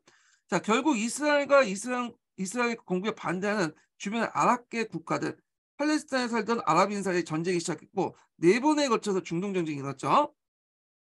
특히 아랍인들은 팔레스타인 해방기구를 창설하여 이스라엘에 대한 무장투쟁을 전개했다. 자, 그래서 이제 이후 팔레스타인 해방기구와 이스라엘 간의 평화협상을 체결되고 팔레스타인 자치정부가 수립되면서 관계가 변화되었다. 자, 이러한 이제 정치적 배경으로 국제사회는 팔레스타인 지역의 분쟁을 중재하면서 평화 정책을 노력하고 있지만 여러 국가들의 이제 뭐냐면 그 이해관계 얽히면서 분쟁 상황이 계속되고 있고요. 여기 보시면 이제 예전에 얘기했죠. 웨스턴 뱅커 서한 지구와 그다음에 가자 지구 이렇게 나눠지게 되는데 요 가자 지구는 하마스가 지금 통치를 하고 있는 지역이고요. 여기는 피에로가 통치했던 지역이죠. 그러니까 여기는 좀 온건파야 지금은. 요 하마스하고 이제 이스라엘이 서로 뭐냐면 티고태고 사고 있죠. 예, 요 내용들 좀 기억을 해주시면 될 것 같고요. 자, 그 다음에 예루살렘 같은 경우에는 이스라엘이 제3차 중동정대 때 여기를 점령을 했어요. 그렇지만 실제 관리는 지금 국제연맹 위임 통치했어요. 여기가 상당히 민감한 지역이에요. 그래갖고 이제 뭐 이슬람교도도 성지고 유대교도 성지고 기독교도 성지잖아요. 예. 그래갖고 이제 하여튼 있는데 자, 그래서 이제 이런 내용들 좀 기억을 해두시고 그 밑에 이제 맥마우 선언하고 벨푸어 선언이 있어. 요거 좀 기억을 해두십시오. 맥마우와 벨푸어. 1차 세계대전 대전 중에 영국이 이제 독일하고 싸우다 보니까 중동 지역까지 군대를 파견할 여력이 없었어요. 그래서 그 중동 지역의 패권을 계속 유지하기 위해서 그 두 가지 약속을 했죠. 그래서 이제 유대인들 대상으로 해서 너희들 우리 도와주면 자금줄을 좀 대주면 그 뭐냐면 1차 세계 이후에 독립국가를 만들어주겠다 한 선언이 벨푸어 선언이고요. 그 다음에 또 그 당시 아랍을 지배하고 있었던 여러 이제 부족장들 대상으로 해서 너희들이 우리 편을 써줄 경우에는 너희들이 나중에 이제 1차 세계 이후에 독립을 시켜주겠다. 이렇게 이제 선언한 게 맥마운 선언이에요. 근데 이 벨푸어 선언하고 맥마운 선언이 각기 다른 선언이죠. 예. 그래서 이것 때문에 이제 문제가 됐는데 한번 읽어볼게요. 맥마운 선언을 볼게요. 자, 대영 제국은 모든 지역에 있는 아랍인들의 독립을 지지하며 인정할 준비가 되었다. 불가피한 상황에서 대영 제국은 아랍인들에게 호의적인 충고를 할 수 있으며 다양한 지역의 적당한 형태의 정부를 건설할 것을 적극적으로 지지하면 인정할 준비가 되어 있다. 이렇게 말했죠. 1915년 1차 세계 도중이에요. 자, 그리고 또 한편으로는 유대인들의 자금을 좀 끌어들이기 위해서 로스차일드 같은 금융가의 자본을 끌어들이기 위해서 벨포선을 하죠. 팔레스타인의 비유대인의 공동체, 시민적 종교적 권리를 침해하거나 다른 나라에 거주한 유대인이 누리는 권리와 정치적 지위를 침해하는 어떠한 일도 없을 것인 점을 명확히 양해한 가운데 영국 국왕의 정부는 그 팔레스타인에게 유대 민족의 근거지를 건설할 호의적으로 보이며 이 목표를 달성을 촉진하는 데 최선을 다할 것이다. 그래서 그 당시에 시오니즘에 입각해서 팔레스타인 지역에 많은 유대인들이 이제 정착촌을 만들기 시작했거든요. 그래서 나중에 이제 전쟁 후에 뭐냐 독립국가의 건설 고려해 보겠다. 이렇게 벨포어 선언을 하게 돼요. 자, 그래서 1과 2번의 주장 내용을 간단히 설명해 보자. 맥마우 선언에서 영국이 아랍인의 독립을 지지하고 인정할 준비가 되어 있다고 하였다. 그런데 벨포어 선언에서는 영국 정부가 팔레스타인 지역에 유대인 근거지를 건설하는 입장을 지지한다는 이야기를 하고 있다. 두 개의 자료는 모두 영국 정부의 입장인데 내용상 상호 대입된 내용이죠. 자, 그 다음에 자료 1과 2를 토대로 팔레스타인 지역의 분쟁이 시작된 원인을 생각해 보자. 자, 1차 세계대전 중에 영국은 중동 지역에서 아랍인과 유대인의 지원을 얻기 위해 양측의 독립을 약속하는 모순된 정책을 폈다. 자, 영국의 무책임한 태도는 어, 분쟁의 주요 원인이 되었다. 자, 1차 세계가 끝나자 유대인들은 영국의 약속을 내세워 팔레스타인 지역을 이주해왔고 2차 세계대전 중에 독일은 유대인들이 학살이 계속되면서 동정 여론이 커지자 유대인 인구가 증가되었고 근데 이때 유대인들이 주로 어떤 계통의 유대인들은 서유럽 계통의 유대인들이 아니라 동유럽에서 많이 건너왔대. 러시아나 이런 지역에서 많이 건너왔다고 그러고요. 그러니까 우리가 생각하는 독일에서 많이 건너온 유대인들 별로 없었다고 그래요. 자, 하여튼 옛 고향 땅에 유대인 국가를 세우는 시오니즘도 확산되었다. 이거 기억을 해두셔야겠죠. 자, 그러니까 팔레스타인 지역에 유대인 수가 늘어나자 아랍인과 유대인의 충돌이 격화됐고 국제연합은 갈등을 해결하기 위해서 팔레스타인 분할을 의결했지만 그 유대인에게 유리하게 결정됐다. 자, 이런 분위기 속에 이스라엘 건국됐고 팔레스타인 지역에 살던 유대인들의 삶의 터전은 있었다. 이렇게 이제 보시면 될 것 같아요. 자, 인도와 파키스탄 분쟁 관련된 내용인데 요거 좀 자세히 설명됐으니까 한번 읽어볼게요. 자, 2차 세계대전 이후에 인도 연방은 힌두교와 이슬람 갈등 후 인도와 동서 파키스탄으로 분리 독립했다. 자, 이 동서 파키스탄인데 여기가 동파키스탄, 이쪽이 서파키스탄인데 여기도 이제 1970년대 분리 독립해요. 여기가 이제 오늘날 파키스탄이 된 거고 여기가 방글라데시가 된 거죠. 방글라데시가 이제 독립한 이유는 일단 지리적으로 너무 멀어. 그리고 여기 보시면 이제 이쪽하고 이쪽하고 완전 인종적으로 차이가 나거든요. 그러니까 이슬람교는 공통점 외에는 없어요. 그러니까 이 벵골 지역에 있었던 이제 그 뭐냐 이슬람교들이 독립해서 방글라데시가 됐고요. 그 과정에서 내전이 일어나요. 파키스탄 군대가 여기까지 와서 이제 내전을 치렀는데 이때 인도가 이제 도와주죠. 방글라데시가 물론 이슬람교도지만 파키스탄을 견제할 수 있잖아요. 그래서 이제 일단 인도의 지원을 받고 방글라데시가 독립을 했죠. 예. 자, 하여튼 이렇게 있고, 자, 이 과정에서 이제 그 무슬림이 대부분 차지했던 카슈미르에 대한 영유권을 둘러싸고 인도와 파키스탄 사이에 전쟁이 시작되었다. 결국에는 국제연합이 중재하에 카슈미르 북쪽의 파키스탄 통제 지역이 되고요. 파키스탄형 아자드 카스미르, 남쪽의 인도 가나죠. 인도형 카스미르가 되었다. 자무 카스미르가 되었다. 하지만 카슈미르 영유권을 둘러싸고 파키스탄과 인도는 계속 충돌했고 인도와 파키스탄에 있다는 핵심으로 영토 분쟁이 심화된 듯 했으나 2003년에 전면 후전을 합의한 후 평화 정책의 분위기가 조성됐다. 그런데 최근 인도령 자무 카슈미르 지역에서 무슬림 가격파에 주는 분리 독립 운동이 격렬히 일어나고 있다. 그렇죠? 자, 거기에 보면 파키스탄 어원이 있는데 한번 읽어보시고요. 그 다음에 이제 그 아프리카와 유럽에서 발생한 분쟁을 볼게요. 자, 2차 세계대전 이후에 독립된 대부분 아프리카 국가는 민족, 종교 및 영토에 의한 분쟁을 겪고 있었고 분쟁의 원인은 아프리카를 식민 지배를 하기 위한 서양 열강들 평을 만든 국경선과 통치 정책 등입니다. 여기에서 석유, 금 등을 풍부한 지하 자원을 둘러싸고 분쟁이 격화됐고 대표적인 게 루안다 내전과 수단 분쟁을 들 수 있다. 자, 루안다에선 다수민족인 후투족하고 소수민족이었던 투치족과의 분쟁이 발생하여 수십만이 활성되고 그 다음에 많은 난민들이 발생됐다. 하지만 주변 국가와 국제사회의 중재로 두 민족 간의 평화가 정착되었고 되어가고 있다. 하지만 주변 국가 거주하고 있는 정부의 저항하고 있는 난민으로 인해 분쟁이 계속될 가능성이 있다. 그러니까 벨기에로부터 독립된 루안다에는 후투족이 식민지 당시에 그 후투족을 차별한 것 루안다에서는 후투족이 식민지 당시 후투족 차별한 걸 보고 투치족을 억압하면 분쟁이 발생됐다. 내용이 루안다 분쟁 관련된 내용인데 자 이게 좀 눈여볼 게 뭐냐면 어, 그 수단 분쟁이죠. 이 수단 분쟁에 대해서는 여기 적혀 있지 않는데 좀 얘기를 할게요. 요거 약간 지도가 좀 필요한데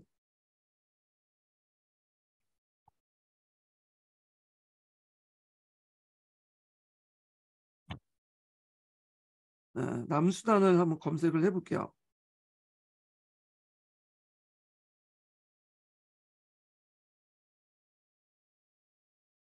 이게 지도가 좀 필요한데.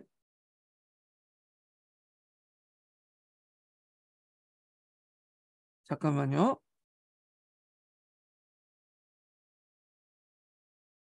자, 이게 수단 지도거든요. 여기 수단 보시면 그 위에 이제 수단이 있고 카우트 수단이 있고 그 밑에 주바르 수단이 있는데 원래 이 수단은 영국의 식민지였죠. 근데 이제 이 수단하고 남수단 자체가 좀 약간 뭐랄까요? 문화적으로 인종적으로 좀 달라. 이 수단 자체 이제 북수단 지역 같은 경우에는 인종적으로 흑인인데 흑인이 그냥 우리가 생각하는 100% 흑인이 아니라 아랍 계통의 민족의 좀 피를 많이 받았어요. 흑인하고 아랍 계통의 이제 사회 중간에 이제 인종들이고요. 얘들은 이슬람교를 받아들이고 있죠. 근데 이 남수단 지역 같은 경우에는 뭐냐면 여기 기독교를 믿어. 예전부터 기독교를 믿고 순수하게 흑인 지역이야 여기는. 그래서 인종적으로나 언어적으로 문화적으로 종교 다 다른 지역이거든요. 그 영국이 이제 수단을 통치할 때는 이게 분리 통치했어요. 행정구역 두 개 나눠가지고 북쪽의 수단 있고 남쪽엔 남수단 해갖고 각각 통치했거든요. 그때 당시에 크게 문제가 안 됐어. 근데 영국이 수단을 독립할 때 수단하고 남수단을 각기 분리해갖고 독립을 시켜야 되는데 얘네들 귀찮아가지고 그냥 수단하고 남수단을 같이 묶어서 같은 국가로 독립을 시켜버린 거예요. 그래서 이제 문제가 생긴 거죠. 그래서 이제 이 수단에서 이제 남수단을 이제 직접 통치를 하는 방식으로 했는데 이 남수단을 반발하게 되고 특히 남수단 지역에 요 지역이 이제 요 국경선 부근에 유전이 발견돼요. 그래서 이제 남수단 입장은 왜 우리가 유전을 수단 정부한테 줘야 되냐? 결국에는 내전이 일어나기 시작하죠. 남수단 반발로 해서 그래서 오랫동안 내전의 결과 결국엔 남수단이 독립국가가 되죠. 독립되죠. 그래서 이제 수단은 남수단을 제외하고 이제 이쪽 북쪽 지역의 수단으로 이제 국한돼 갖고 이러는데 지금 이 수단에 또 그 안에 또 내전이 일어나잖아요. 예, 하여튼 복잡한 나라예요. 자, 그 다음에 이제 아프리카판 1차 세계대전 콩고 분쟁을 볼게요. 자, 콩고 민주공화국, 벨기에부터 독립을 했죠. 자이레라고 이제 이름을 하고 있는데, 자, 그 콩고 민주공화국에서 식민지 독립한 후에 권력을 장악한 독재 권력과 민주주의 세력 간의 어떤 대립 1차 내전이 시작됐다. 자, 이 내전에서 민주화 세력이 승리했지만 반대 세력의 저항과 루안다의 투치적인 침략으로 다시 내전에 휩쓸리게 되고요. 그리고 나서 2차 내전이 시작되죠. 자, 2차 내전은 약 200만 명의 희생자를 내면서 아프리카 최악의 전쟁이라고 불렸다. 자, 이후 국제사회와 아프리카 여러 국가들의 노력으로 평화 협상이 체결됐다. 자, 그러나 콩고 내 여러 민족, 종족 사이의 영토 분쟁, 등 다이아몬드 같은 지하 자원 둘러싼 외세 이해관계에 얽혀서 분쟁은 여전히 계속되고 있다. 그렇죠? 그래서 콩고 분쟁 관련된 내용 좀 얘기를 했고요. 자, 그 다음에 이제 여기 남수단이 그 뒤에 있네요. 그걸 읽어볼게요. 자, 영국과 이집트에서 지배를 받다가 독립한 수단은 민족과 종교의 차이로 인해서 분쟁을 겪게 됐다. 독립 직후 정권을 차지한 북부의 아랍계 무슬림 정부에 대항해서 남부의 기독교를 믿는 아프리카 흑인들이 독립을 주장했으며 반군을 조직하여 그 저항했다. 이 과정에 흑인들이 대대적으로 학살당하게 됐다. 결국 국제사회의 중재로 평화협상이 체결되고요. 남수단은 주민투표 통해 독립하였다. 자, 그리고 민족 및 종교 차이로 인한 분쟁은 유럽에서 나타나는데 지중해 동부연합 키프루스 여전히 갈등이 있고요. 키프루스 같은 경우에는 그리스 계통하고 그다음 터키 주민 간의 갈등이 있죠. 그래서 이제 키프루스도 이제 북키프루스와 남키프루스 이렇게 나눠지잖아요. 체첸 같은 경우도 러시아 분쟁이 있어. 두 번에 거쳐서 이제 체첸 분쟁이 있잖아요. 그러니까 체첸은 카스피 서쪽에 있는 위치한 작은 그 공화국인데 인구가 85만 명이고 주민 대부분 이슬람교를 믿고 있어요. 그래서 소련이 해체됐던 1991년에 체제의 독립선언했지만 러시아가 인정되지 않고요.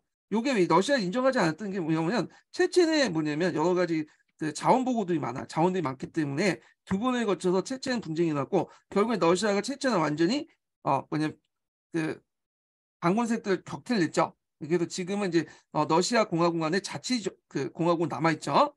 자, 거기 보면 이제 키프루스 분쟁 관련된 내용인데 한번 읽어볼게요. 지정학적 위치로 인하여 키프루스에는 다수의 그리스 계통계와 소수의 터키 민족들이 거주했다. 이런 상황에서 그리스와 터키가 민족 보호를 주장하여 개입하면서 키프루스 북부에는 터키계 주민과 터키군이 거주했고 남부에서는 그리스 계통의 주민들이 거주하고 있다. 경계 지역은 국제연합이 이제 파견한 평화유지군이 이제 뭐냐면 관리하고 있다. 그리스와 터키는 키프루스 문제를 해결할 노력 중이며 남북 키프루스 간의 통일에 대한 협상도 진행 중이다. 이렇게 있죠. 그러나 체첸과 러시아 분쟁을 보면 무슬림이 대부분인 체첸은 소련의 붕괴 후 분리 독립을 선언하였다. 이에 이제 러시아는 체첸의 독립이 다른 소수민족과 분리 독립으로 이어질 걸 우려하여 반대했고 체첸과 러시아의 분쟁이 지속되었다. 특히 이제 체첸을 분리시키기 어려운 게 뭐냐면 체첸에 석유가 많아. 그 내용인데 여기 볼게요. 체첸은 석유가 많이 매장돼 있고 카스피의 유전과 흑해에 있는 석유관을 지나고 있었다. 러시아로서는 석유관을 반드시 확보했기 때문에 체첸의 독립을 인정할 수 없었다. 그러니까 체첸과 러시아의 갈등은 여전히 계속되고 있으며 중앙아시아 일대 에너지 자원을 둘러싼 분쟁은 확대될 가능성이 있다. 두 번의 이제 체첸 분쟁이 있고 나서 결국 러시아가 체첸은 이제 반군을 진압을 했죠. 그래서 러시아가 이제 지금은 체첸을 완전히 뭐냐면 장악했다 이렇게 보시면 돼요. 체첸은 여기 있죠. 예. 그리고 이제 여기 보면 나고르노 카라바흐 지역이 있어요. 여기 이제 뭐냐면 아르메니아하고 아제르바이잔의 어떤 그 영토 분쟁이 됐던 지역이거든요. 예. 그래서 이제 요거 가지고 이제 최근에도 그 싸움이 일어났죠. 뭐 이렇게 좀 기억을 해두시고 자 그다음에 이제 넘어가서 뭘 보냐면 전후 이제 경제질서 재편 관련된 내용과 이제 관련된 내용을 볼게요. 이게 브렌트 우주 체제와 관련된 내용인데 요거는 이제 서양사 개론을 읽고 그다음에 교과서 관련된 내용을 좀 읽어볼게요. 네. 자, 요거는 좀 쉬었다가 진행을 하겠습니다.